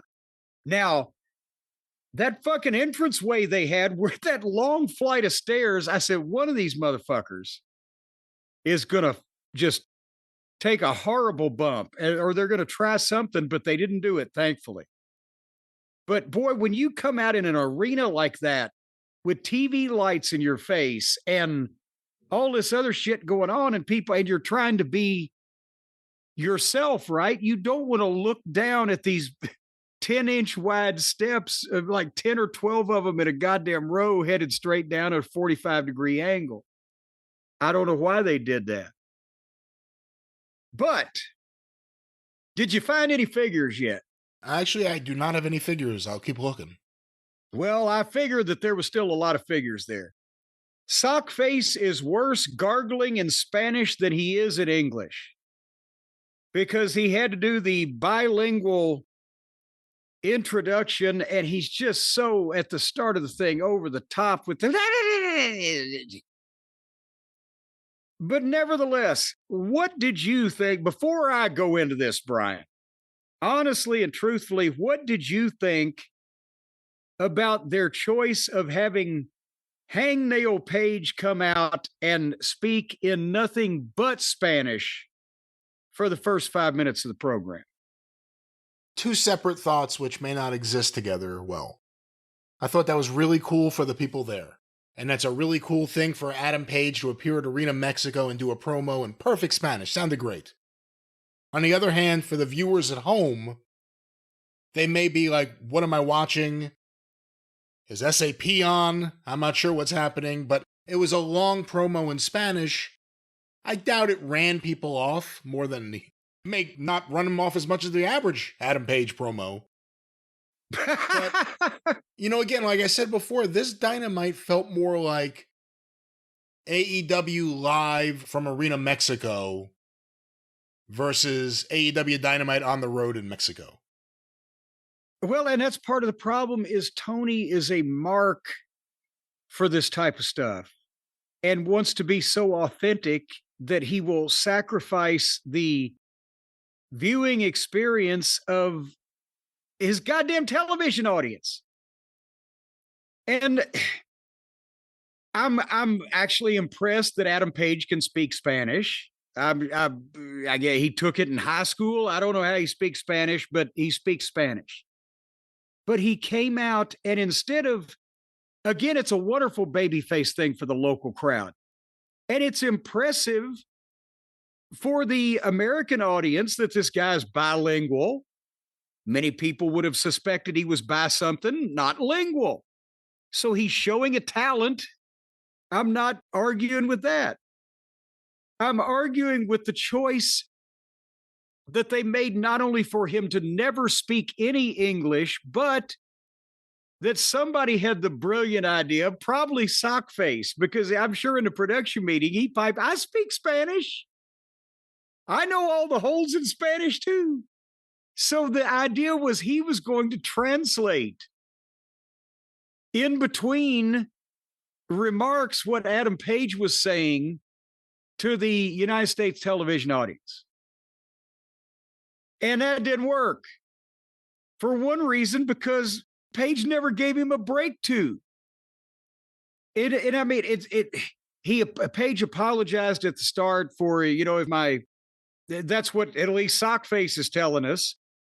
If his Spanish wasn't good, so he didn't speak like quickly. He wasn't talking like Desi Arnaz.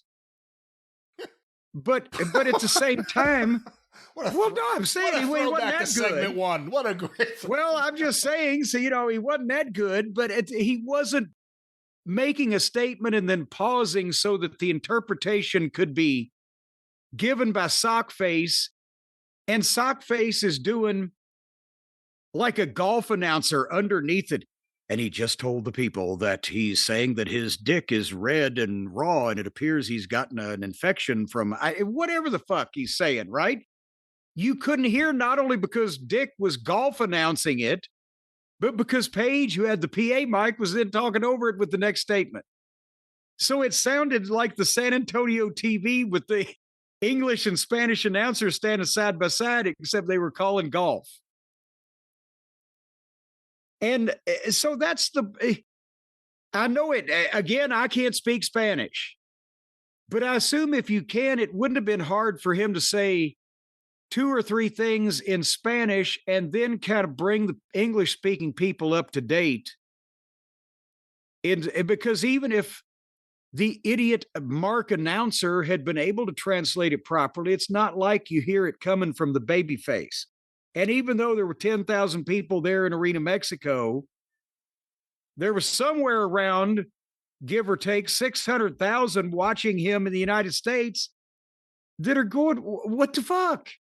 Are you ever going to tell us what you're saying? Because you won't let the other guy, and we can't understand him anyway. He's not that interesting when we know what he's saying. But when we don't know what he's saying, I was just waiting to see if he's going to fuck up any of the Spanish. How would he do? Just yell pinga? What did you expect him to do? That he would fuck up the Spanish? Well, I mean, if he fucked up and they started laughing at something or something, like he just said his mother had wings. I don't fucking know. Well, and that's another thing. And again, we don't have too much data. In fact, the only data we have, and I've looked in various places, including the Recent Observer, including WrestleTix, which has nothing really right now, and everything else, WrestleNomics, the only information we have is what AEW has said, and they're saying it's about 14,000. Okay, I wouldn't argue with that based on the look of it, because they had the entrance blocked off the end of the arena and everything else looked full. So I think it's fair to assume it's somewhere between 10,000 at minimum and that. I don't think that's unfair. Yeah, so they're doing great business in Mexico, running that building 4 times this week, drawing crowds like that. I'm hopeful that the AEW crowd doesn't fucking come in and kill their business. Well, my question, though, is more about the makeup of the crowd, because It was a crowd with a lot of heat, the way you would imagine a crowd in Arena Mexico was. We always hear that Arena Mexico has a good amount of tourists visiting Mexico City amongst the crowd. And also the crowd seemed pretty aware of a lot of the main things happening in AEW and certainly the personalities, and you could tell by the chants. So, I mean, that's the other thing. Adam Page, I guess that's my question. Without knowing anything, I wonder what the makeup of the crowd was. Like, how many people traveled for this? Did people travel there? Was there a good number? I don't think they would have had a ton of tourists on a Wednesday night. I think that's a weekend thing, and the tourists wouldn't necessarily be up on AEW anyway. This was probably more of I don't know how the Mexican hardcore audience consumes their knowledge. Are they on the internet wrestling sites, down there? Is that the crowd that does that? Are they, in some way keeping up with wrestling? Is there a Mexican version of the really diehard internet AEW fan base in the United States? Is the question I'm making or asking. And I would imagine, that was a large part of the audience. Is they promoted it down there. The magazines and newspapers down there are still big with wrestling, are they not? In terms of news, I haven't heard that they get TBS or TNT in Mexico, and one would think that would have been brought up in all this conversation. Yeah, again, I don't know enough. That's why I'm asking the questions. I don't know. Well, God damn it. I just asked some questions too. And then I saw a picture, and again, correct me if I'm wrong, anyone out there who likes to correct me. I saw a picture that I believe was a ticket to this event that someone in the arena was holding up, and they took a picture of it. And it was like CMLL making fun of WWE and AAA because whatever it was in Spanish, it translated to something along the lines of tradition cannot be sold. And in the whatever it said in Spanish, they made sure to have the letters WWE. And then what really stood out is AAA, AAA. When all of a sudden you see that in the middle of a word for no reason, like it was a little message, a little shot from one to the other. Jesus. Well, they're prickly down there. But anyway, so the Hangnail did the promo, and then he walked out, and then it was time for the first match of the evening, Brian, where I've got to admit I saw something that it's been 53 years now that I've been watching wrestling, and I've never seen before. A match that was so crowded that the partners and the teams couldn't even stand on the ring. A 14-man tag team match started. I'm not making this up.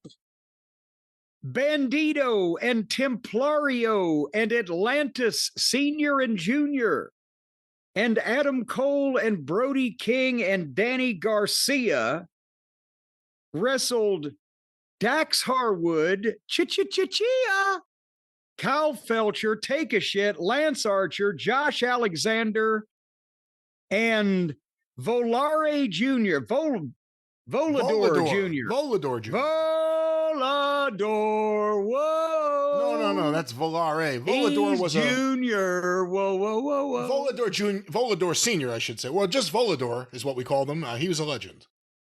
Oh, AAA. Yeah, he wouldn't have been senior until there was a junior. One of them ought to just come out that way. A fucking guy's like 20 years old, have his gimmick as dipshit senior.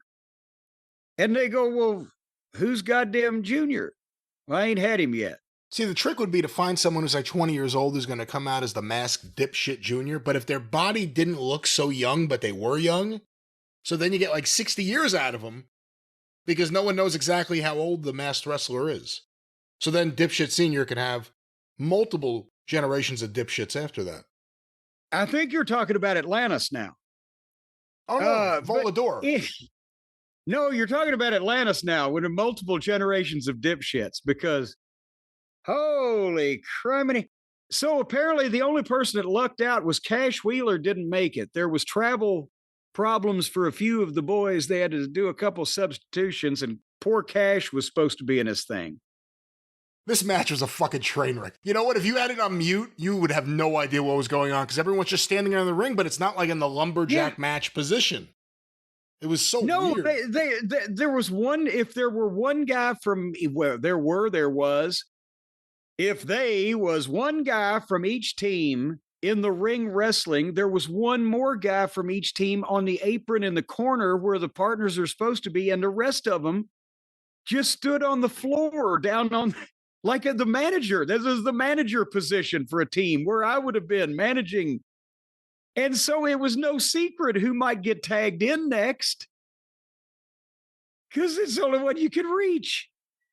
And then I wore out to fast forward on this thing. How long? This must have been 20 minutes long. And it just was endless people in and out and doing things back and forth. And finally, after however long, everybody just dove all over the place, and half the people in the match fought off. And Dax was left in the ring with Atlantis, who is as old as the actual city of Atlantis. When he lived in Atlantis, you could lay in your backyard and get a sunburn. It looked like do you remember when they had the fight with Angelo Mosca and his Canadian Football League rival at the reunion when they were both 80 and on canes and walkers? Oh, the guy knocked Angelo Mosca right out, yeah. Well, that's because Angelo didn't see it coming because he was trying to park his walker. That's what this looked like.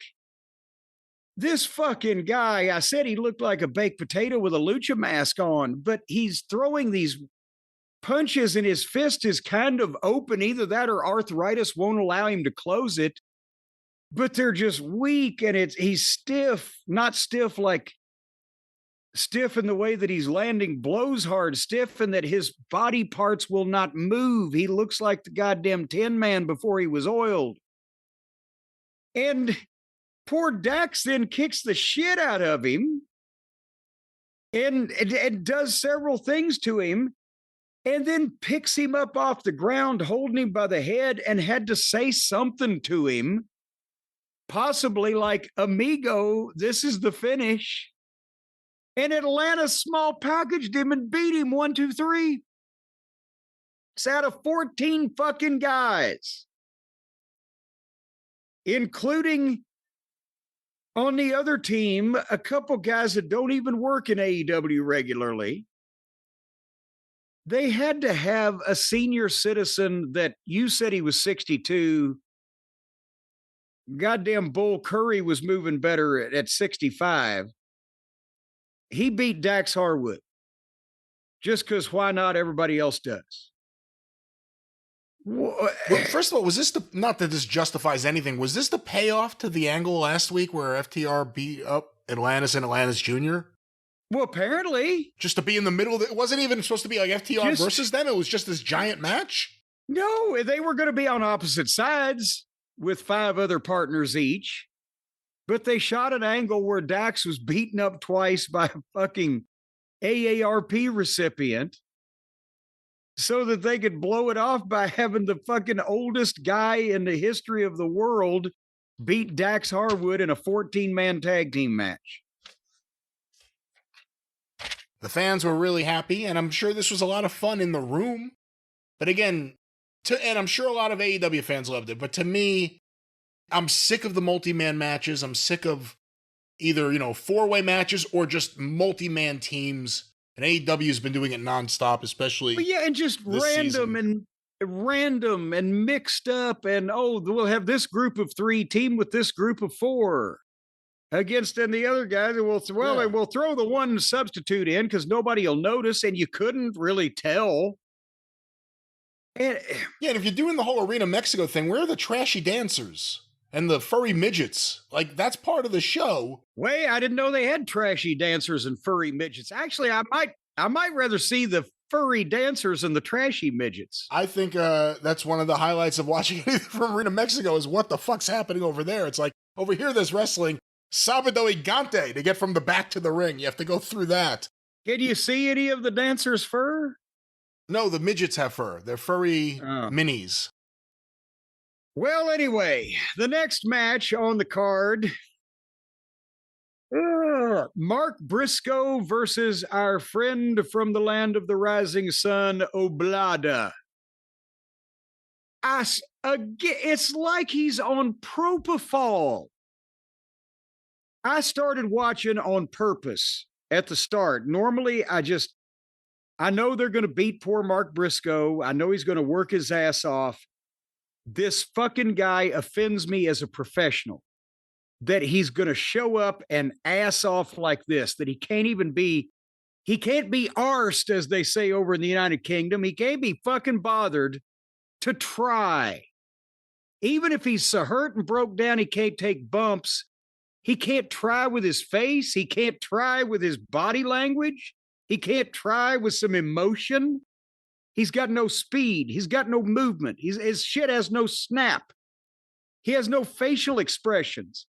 He takes the bumps like he's made of paper mache. And he took one bump, and I call it that, through the ropes to the floor where he was going to land on his feet anyway, but he went through the ropes slower than I assumed you could actually do that type of thing. It was almost like he wasn't really moving.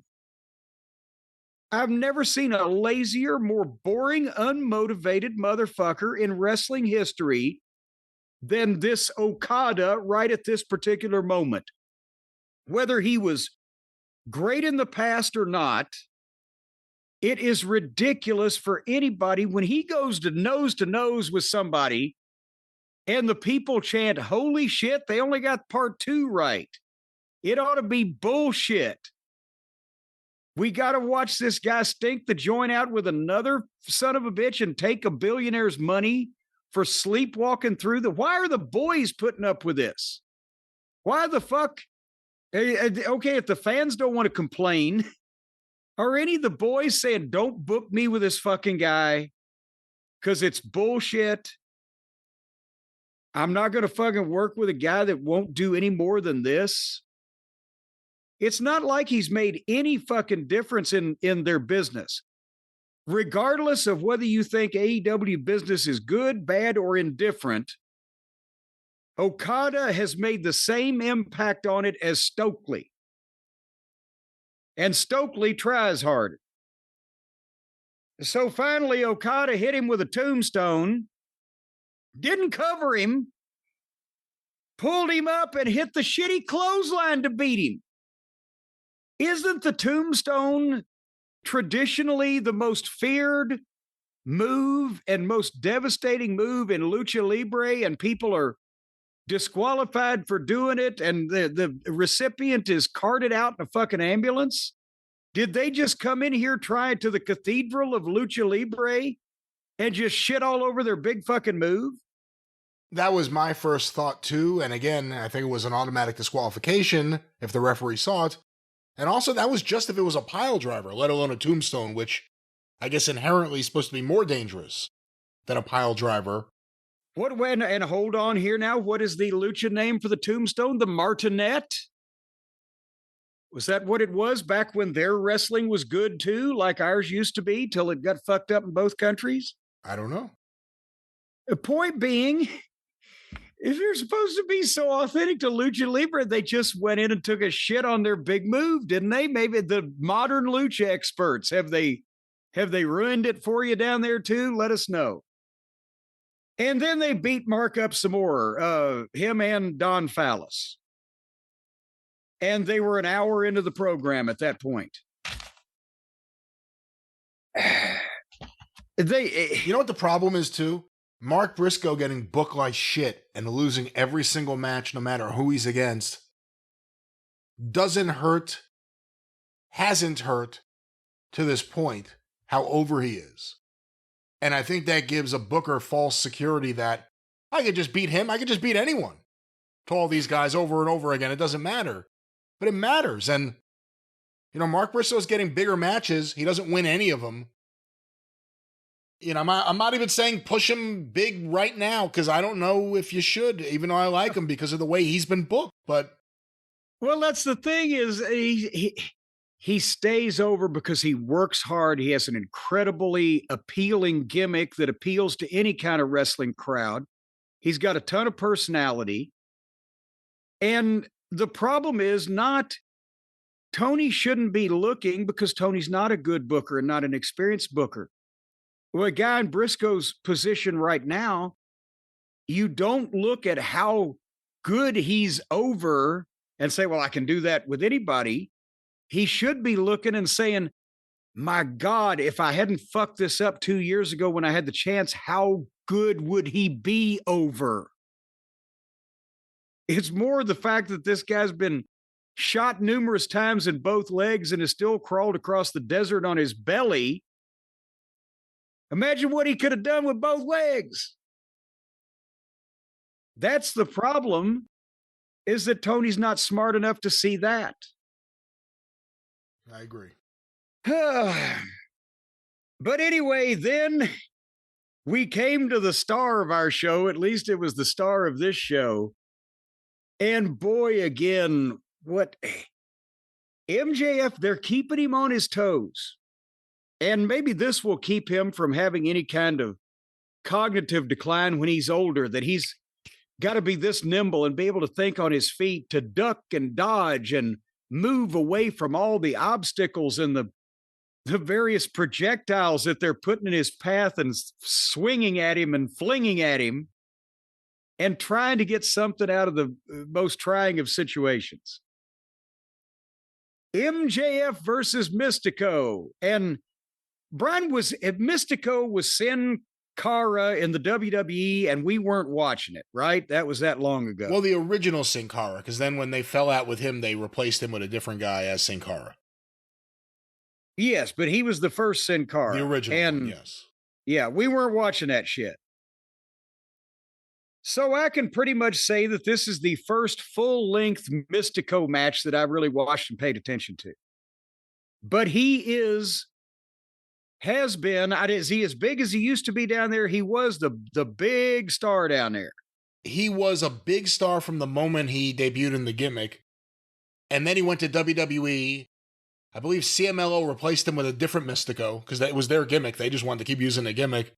He returned to Mexico after WWE fizzled out as, was it Caristico?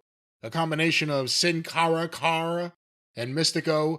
Didn't get nearly as over, and then he returned to CMLL, got his old gimmick back, and I believe he's in the middle of a run where he's actually like one of the best drawing cards in the business. Again. Okay. Well, and again, this illustrates again why that these two products are oil and water. It's very hard to mix them. Because Mystico is the biggest star that this company has in Mexico, and they treated him that way. The fans went berserk when he came out. Oh, what about that song? They're all singing with him. And well, it sounds like an Air Supply hit from 1982. I've never heard entrance music like that, but they knew all the words. And then you've got MJF, who is, again, everybody says, oh, Cornette won't admit that MJF is the shits. Well, he's not the shits. He's never been the shits. What he's been is horribly booked and diminished and devalued. But I'm not going to say he's the shits because he's not. And he's a smart kid, and he knew that he was up against a daunting challenge here. And I think he did probably the best you could hope for to get out of it. But the point is, that's why we said last week, if this was a match for Mexico, MJF can go down there and be a heel and fall on his ass and get beat and fucking just stooge for this guy all night long. And it's great because that's for Mexico. But for the United States, where MJF's primary value to this company is in an English-speaking market with his promos and his pay-per-view matches and etc., how the fuck is he going to have a match with this guy without looking like a fucking idiot? And they pretty much pulled it off, but there was still points because Mystico is rotten. However, and I mean, rotten people have gotten over before. in wrestling, and you work around their limitations. And that's what MJF was doing here. But it's still, it illustrates that if a guy this rotten can get over this good, I don't know how it happened. He's not unnaturally large or unnaturally a better performer than, or even as good a performer than a lot of the other luchadors.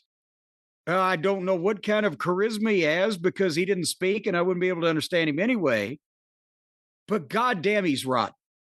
The timing, the basics, the psychology, the clapping about the clapping. Yes.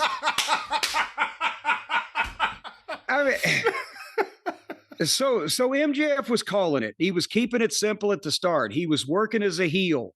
He was putting Mystico's shit over, but not letting it get too complicated so that old Mystico got lost in the weeds of the thing. That's where I noticed, I might have said this to you off the air, wherever they got that ring from, the bottom rope was like 6 inches off the goddamn mat. MJF kept getting stuck trying to roll out. He'd try to take a powder and, get some heat with the people, and he's stuck under that goddamn bottom rope. I've never seen. Several people got stuck over the course of the night. I don't know, but nevertheless, I mean, MJF would do some heel shit. He'd hide behind the Hurts, and then he'd sucker Mystico, but Mystico would fire back, and MJF would cut him off again. And what they ended up doing, which was probably the smartest thing, was making more of the match about conflict between MVP and MJF. MJF has taken plenty of time to heal people, work the crowd, because they were hot, and he's wearing red, white, and blue, and the United States colors will get you heat almost everywhere in the world these days. But they made it about MVP screaming at him, stay on him, take him seriously, stay on him. And during the break, the Hurt Syndicate had interfered from ringside, but MVP was still frustrated that MJF wouldn't be more aggressive. And so they made that part of the story wherever they're going with MJF and the Hurt Syndicate. At least this is part of it, and this cold match is serving some kind of purpose to the American audience. Again, I say, they kept it at a fairly slow pace most of the time so it didn't get too sloppy. But, it's not fair to judge this as a match because MJF can't have a match with this guy like with a Punk or a Danielson or something. So I think they did good by getting something out of it, as I said, for the American audience in the story. And then the people in Mexico, if they like this guy, he looked like $1 million compared to probably what he normally looks like with, somebody not controlling this thing. I thought MJF was going to have to scream, block it. He was trying to get the guy to block something like 3 times. And finally, he cuffed him about the fucking head to get him to listen. Mystico's comeback was lackadaisical. It didn't make sense as far as a big explosion of emotion. His basics are horrible. His timing is blah. He took forever every time he went for something. He's too busy clapping in the middle. He went for a moonsault. MJF rolled in, and Mystico was going to land on his feet, but he came in so tight he landed with 1 foot on MJF's leg and fell on his ass. And at that point, they did an awkward back and forth, and that's when I wrote, this is going too long, and it's dragging. And I think at that point, apparently one of the crew members may have told MVP something, who told the referee something like, please get them out of here. But MJF took a walk up the ramp. Mystico took off after him, and MJF tombstoned him on the ramp. Now, it's the second tombstone of the night. And by the way, again, if they had a producer, we were talking about agent reports and producers of matches earlier. I questioned when they did a tombstone in the ring and it wasn't the finish, when that's a big deal in lucha. So they give this fucking guy 45 minutes later a tombstone on the ramp. Why didn't somebody tell Okada not to do a fucking tombstone? Idiots.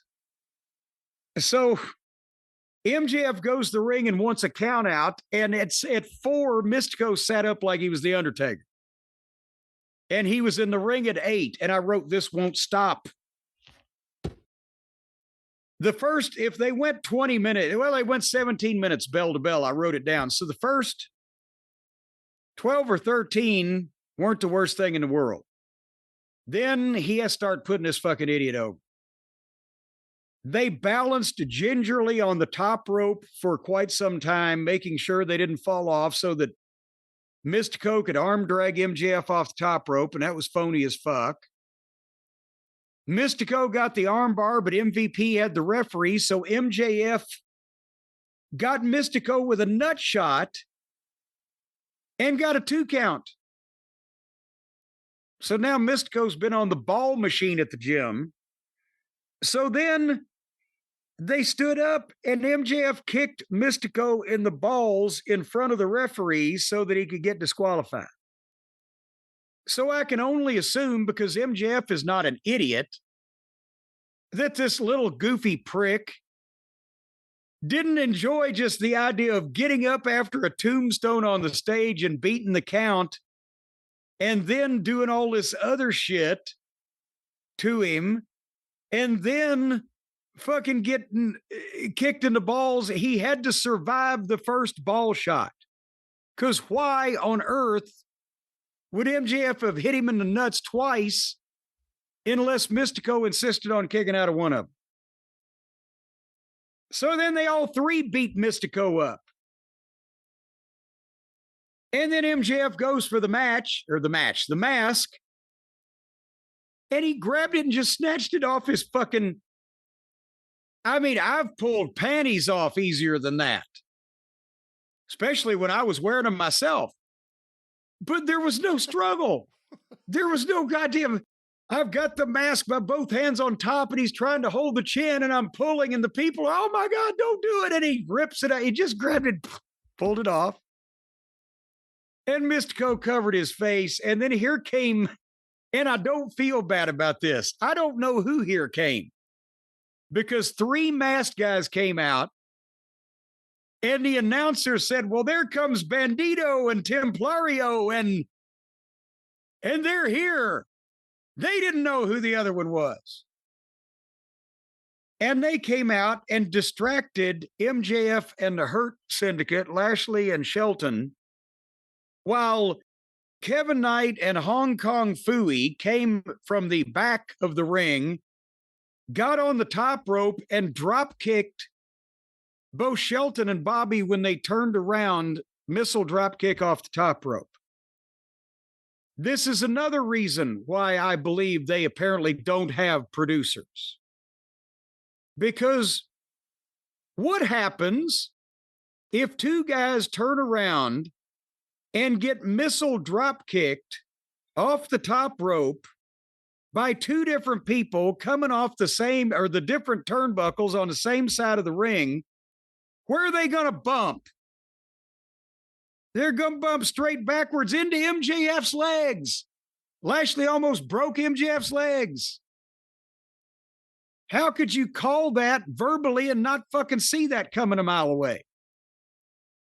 You had to have them turn and spin to the left and to the right, respectively, so that the guys giving the missile drop kicks could have jumped off and drop kicked them at a straight angle, and then they fall sideways next to each other in the middle of the ring, and the guys that got drop kicked can go towards the turnbuckles. Not fucking catty-cornered crossways, because then you're putting both the guys, nevertheless. So then they almost broke MJF's legs. And then the Hurts tried to roll out, and they kicked MJF in some kind of fashion. And awkward. And everybody just rolled out. And that was it. He did the best he could with this guy. It was the highlight of the show. It was the highlight of the show. Well, but that's, it stole the show, but it was petty theft.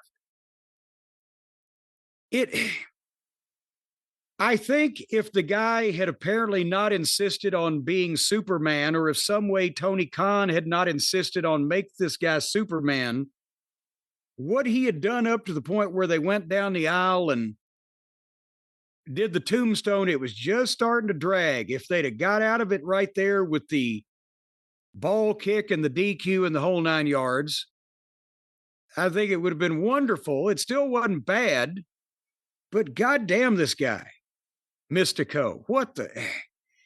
That's what you can't, without a long build and a reason and some smoke and mirrors and a better worker on one side, you can't book your top guy or one of your top guys in your company against the top guy from another company and show it to both audiences when one guy is the shits. I don't know why they had to have this. Do you think it drew in Mexico? Because, I mean, MJF versus Mystico for a ratings draw in the United States of America. What the, at all? Anything? Well, we'll see what happens with the ratings here. MJF and the Hurt Syndicate typically are a highlight of the programming in terms of ratings. And in Mexico, I'm sure it was a big deal. Mystico's the biggest star. And well, but this had the most heat of anything by far. I mean, that's the story of the match, really, to me was. Well, that's because it's Mystico. But I'm saying, did it add to the gate in Mexico to have Mystico advertised versus MJF? I couldn't tell you. I don't know. But you know what? I get stressed, Brian, when I start thinking about these things. People making bad decisions, bad choices, people potentially being injured because they don't know what they're doing. It just stresses me out. Sometimes I need to relax. I need to kick back. I need to feel the breeze of a blueberry. And I need to unwind and enjoy the moment, but I don't need to get a hangover, Brian. And you don't want to drink any of that alcohol because that'll make you one of those winos where you lay around all day in a city park somewhere drinking Ripple out of a brown paper bag. And nobody wants that, do they? You kicked the Ripple habit. You got off the Ripple nipple. You don't want to go back there, do you? No, I didn't have a Ripple nipple habit, but I do think that most people don't aim to become winos, if that was your question. No, there's not a crowded line of people waiting in line for that line of work there. But I'll tell you how you can avoid it 100%, because you don't drink the wine with the alcohol. You drink the seltzers from our friends at Cornbread Hemp. Because, folks, the Cornbread Hemp THC seltzers, we've talked about them before. You like THC, but you want to stay. All right, now we know you like THC, but you want to consume it in a delicious fashion.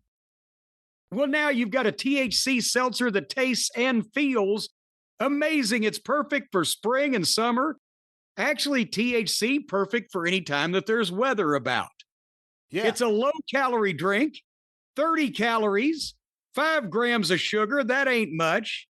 Sugar, sugar, honey, honey, though, it's going to make you feel good. It's made with pure THC and all natural ingredients, no synthetics. I can honestly tell you, folks, there is no motor oil in this product, no synthetic chemicals or ingredients that grow strange alien life forms that are packaged in other food products. This is the real safe stuff. And each can has 5 milligrams of THC. It's the perfect amount. So you can, it's even got a little gauge on the side of the cans. You have 1 if you want to be in a light mood, 2 if you want to be really relaxed, and 3 if you'd like to, I don't know, notify your next of kin. That's not on the gauge from our friends at Cornbread Hemp, no. And they have blueberry breeze, peach iced tea, raspberry limeade, salted watermelon, and oh my God, is this permanent? They don't have, but they don't have that last one. Do they really have salted watermelon? That's a new one. Yes, they do. Oh. You haven't had the salted watermelon? Well, we had that debate a long time ago because I never even had salted watermelon for real, let alone a delicious seltzer. Well, that's right, because you're one of them northern boys that don't know how to salt your watermelon out in the backyard in the summertime. Well, folks, you might stay in your backyard all summer on this THC. I'm telling you what, if you can find your backyard, it's perfect for unwinding kicking back and enjoying the moment. Some of these moments will seem to last on and on forever, like you're watching AEW, but it'll be happy moments. It'll be happy moments that you want to last forever instead of this grating, ongoing flipping and flying. But folks, again, Cornbread Hemp, they're based right here in Louisville, Kentucky. They've got all incredible packaging, wonderful products, bubbly, bright, and blissful seltzers, a delicious way to enjoy a fast-acting, feel-good buzz without the hangover. And right here, I got the information. It's 100% federally legal, grown in Kentucky, low-calorie, low-sugar, superior flavors, 5 milligrams of pure THC, and you can have it now, and you can save money, folks, because our friends at Cornbread Hemp and the Louisville boys never set you wrong. All you got to do is go to Cornbread Hemp, that's CORNBREAD. You know how to spell bread. You're going to save a bunch of bread. Cornbreadhemp.com/JCE. And listeners are going to save 30% off their first order and free shipping on orders over $75. 30% off right there. You're getting 3 out of 10 cans for free, for heaven's sake. So, and boy, I'll tell you what, also, if you get about 20 cans of this stuff and you just line it up in one of those helmets like they drink the beer out of at the football games, you can always have a straw on the top of one and you can just go 24 hours a day doing nothing but drinking the blueberry breeze. Well, again, of course, after the end of 24 hours, you may need some type of assistance finding your way back home. Let's not talk about that kind of schedule. Let's talk about tonight. You want to kick back? Schedule you got tonight. It's all about tonight. Have a good night tonight. Blueberry breeze. Kick back without falling over backwards. Kick it. Kick it, baby. Peach iced tea, raspberry limeade, salted watermelon, blueberry breeze, the 4 delicious flavors of the THC seltzers from Cornbread Hemp that'll make you feel fine. Save 30% off your first order and enjoy free shipping on orders over $75. Cornbreadhemp.com/JCE. Figured you'd have some smart comment to add. No, I think Cornbread Hemp is a wonderful product. Suzanne's become a big fan of it, and we hope they send more samples. But no, we love Cornbread Hemp here, and we think the listeners will too. You might have to dig in your pocket. Haven't they sent you enough free stuff? You're saving money. Use the promo code. You'll save 30%. All right. Well, you talked me into it. Because we are, and we're not even supposed to talk about the gummies on today's program, but I've got right there. You hear that? That is a jar of the CBD gummies from Cornbread that are good. Also, 1,500 milligram jar. Well, there's 30 servings in the jar. So that's... We're talking about the seltzer today. And one more time, what's that promo code? Well, I know, but I'm just saying I got all these products over here. If anybody thinks I'm not taking this to heart, that's why I'm more cheerful and easy to deal with these days, because they're giving me all kinds of... That's why they won't send any more to me, because you're hoarding all the stuff over there. I've got jars and jars. I got more of the... I got more of the Cornbread THC gummies and seltzers than Diddy does baby oil, baby. One more time, Jim, that promo code all lathered up for the listeners. 30% off your first order and free shipping on orders over $75 at cornbreadhemp.com/JCE. All right, Brian, on with the show, because I have a very honest question to ask you. If you can tell me, I didn't have time to Google this. How much is 4 million pesos? Oh, I meant to do that too. They said it, but I don't want to get that wrong. 4 million pesos. Ladies and gentlemen, they had a match, a 4-way match, of course, it had to be, where the winner would get 4 million pesos. 4 million pesos. In U.S. dollars, $208,743.60. Now, how much again? $208,743.60. So it's not as impressive as it sounds with the 4 million, but What the fuck? Ricochet versus Hologram versus Leo Rush versus Masquerita Dorito. Why would anybody think that you would have that match and just say, oh, the winner gets $200,000? What kind of Vern Gagne's $50,000 AWA Battle Royals used to raise fucking eyebrows? What the? And again, all this was a Mark Booker giving 4 of his really smaller but athletically gifted children a chance to play in front of the big crowd. And, well, the reason for the match, because there has to be a reason for the match, is the winner gets 4 million pesos. There needs to be a reason for the match that people might actually understand or give a shit about, first of all. Second of all, this thing with entrances was 20 minutes.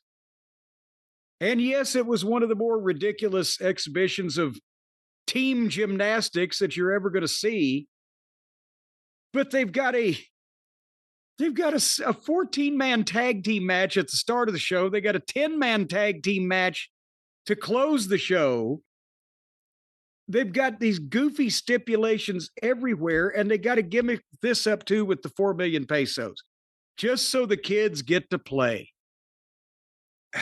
And by the way, old Ricochet, somebody, I don't know, Brian, if you probably saw that people were actually taking a clip from the match with Lashley and Benjamin against Kevin Knight and Hong Kong Phooey last week, where the kids were blowing shit left and right, the alley-oops and the jumping up and not throwing anything, and it made the Hurt Syndicate look bad because they were trying to work with these guys, give them shit, and they couldn't do it.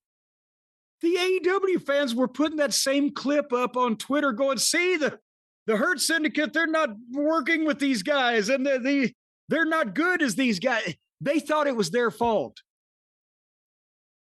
And then when I put out a tweet saying this is part of the problem, that the AEW wrestlers will never get any better when the fans and each other, they're all telling themselves it's not their shortcomings, it's the fault of the occasional actual pro that wanders in. And of course, the kids were out of position, and Shelton was like, well, is somebody going to hit me with something? I'm ready to take a bump and all these things. So when I tweeted that, I said, unless they realize the problem, they ain't going to do anything about it.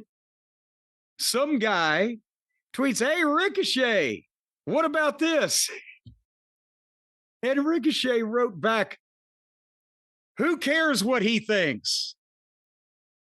And I saw that, and I had to, I don't have a lot of fucking time, but I had to say something. I wrote him back. I said, with a blistering comeback like this, no wonder you're the king of comeback tweet deletion.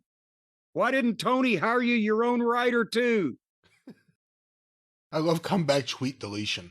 It's such a nice. Well, I mean, that's what he does. He tweets something out his ass. It's not really particularly witty and generally pisses somebody off, and somebody that he works for tells him to take it down. But nevertheless, that was what this was, is, 20 minutes of the children getting to play in front of the big crowd, and somebody, I don't know who, won 4 million pesos. You don't know who won?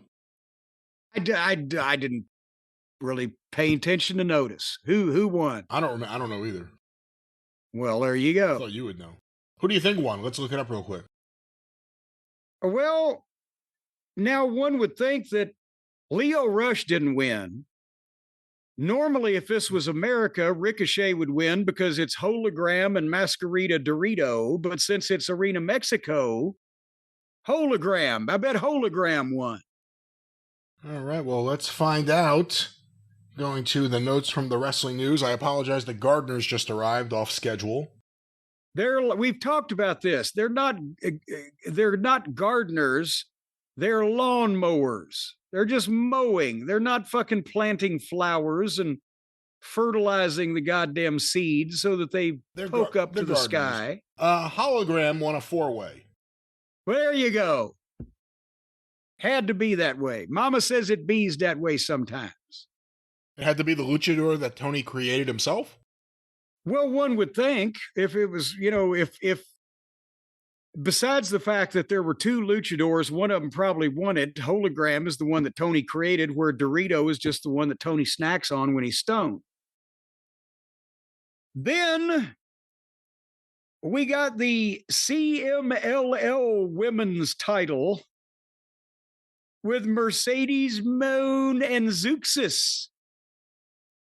And I'm sorry if you think we're going to spend any time on this, but Brian, I will say again, she won their belt now. What has she got, like 6 belts?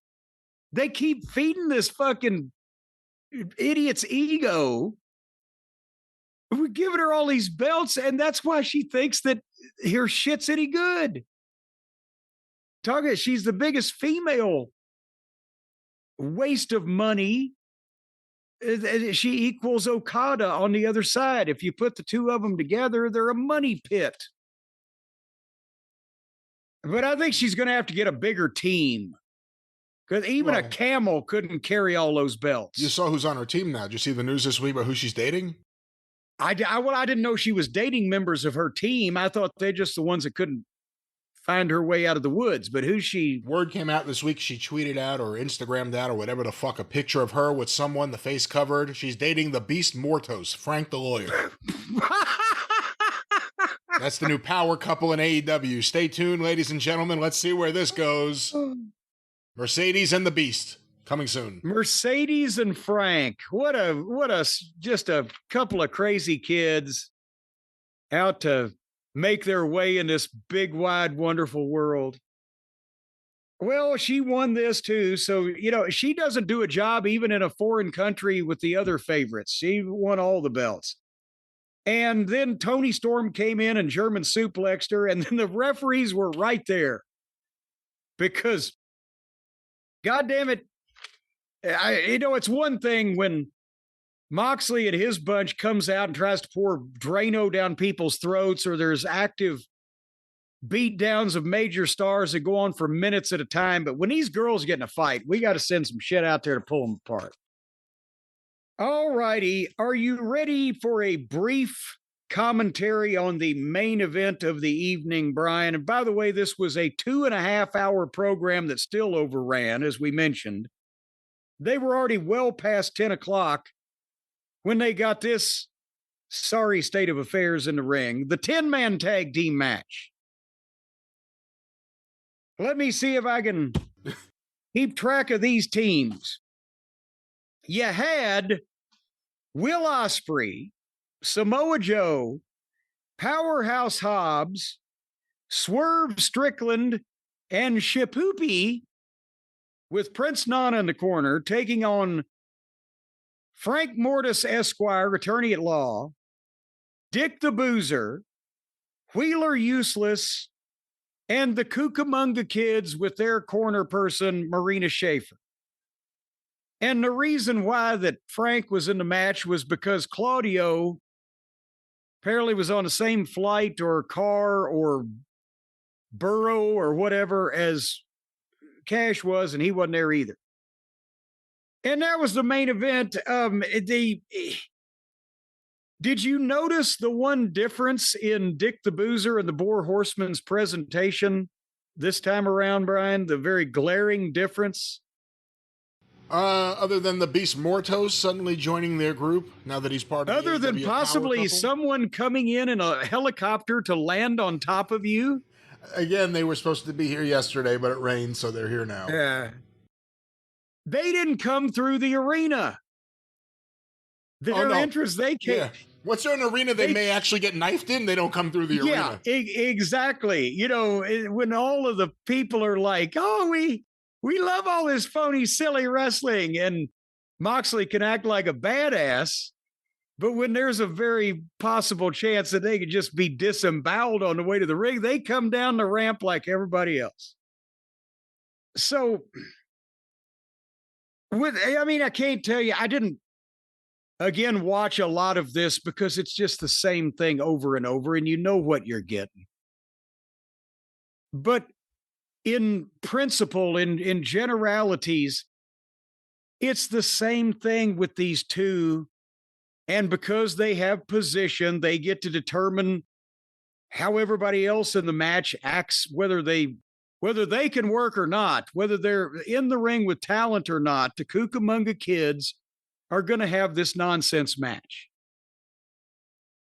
And everybody just runs in and does everything over and over. But one part illustrated that.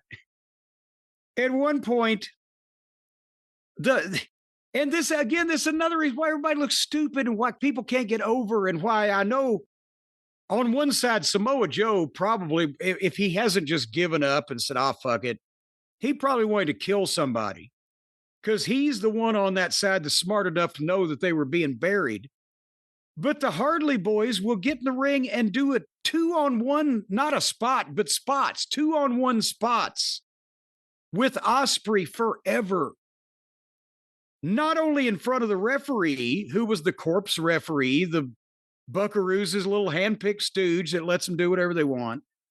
Doesn't know how to do it any other way. He's the shittiest referee in the world. But they do it not only in front of the referee, but in front of Ospreay's 4 able-bodied partners that are standing on the apron 10 feet away, watching their partner get beat up 2-on-1 by the heels without one of them making a goddamn move, do anything about it. You know why? Because that's the spot that's called. So they have to stand there with their dicks in their hand, looking like idiots to the entire arena, while these two simpletons beat up the babyface and then let him make his own comeback by leaping up and giving them both Cody cutters, whereupon the pie-faced one, Matty, he takes a bump from the Cody cutter, the double Cody cutter, and he jumps right up to his feet and then runs over to the ropes and jumps through the ropes and lands on his feet, completely fine, with no expression on his face, because he's running to get into the position he's supposed to be in next. Because soon as he and his brother line up at ringside in the same spot and grab each other's arms to brace themselves for no apparent reason, Swerve rolls in the ring, runs away from them to the far side of the ring, bounces off the ropes, and then runs and does a Fosbury flop onto him, because that was the next spot that was called, and they had to rush and get there in time. It's an endless circus performance of tumbling midgets and fucking dancing bears. And, you know, most of the time they end up in the position they're supposed to be in, but never at any point do you get the idea this is any kind of wrestling match or contest. It's children in their backyard in Western Cucamonga playing on a trampoline. And this went forever. And they overran the 30-minute overrun. And then finally, they do whatever the fuck they do in the goddamn match. I don't even care anymore. I was sent the clip so that I could catch up on the missed finish. But then here comes Adam Page after the match.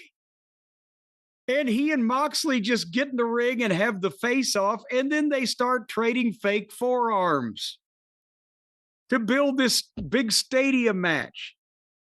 And then they do the spot where Page is going to buckshot Dick the Boozer, but the Buckaroos are supposed to stand up in the back, and Pieface is going to get buckshotted, but he wasn't in the right place. So Moxley's standing around rubber-legged in the ring while Page is trying to figure out a way not to stand up and do the buckshot. He's looking like, did my boot slip off?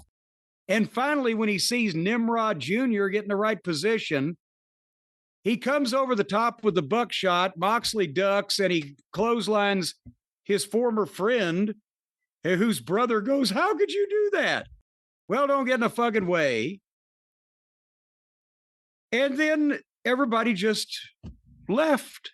And the announcers I will say this, and then I will let you comment on anything in this last segment you care to.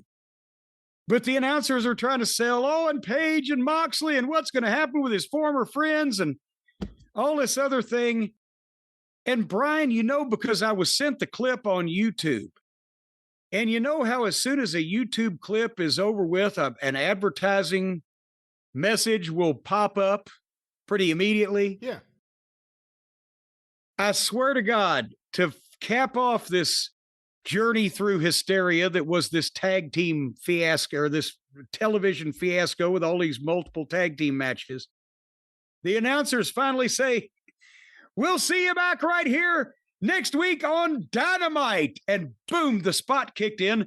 The number one secret to regular BMs. That's something. And that was the best part of the show. What?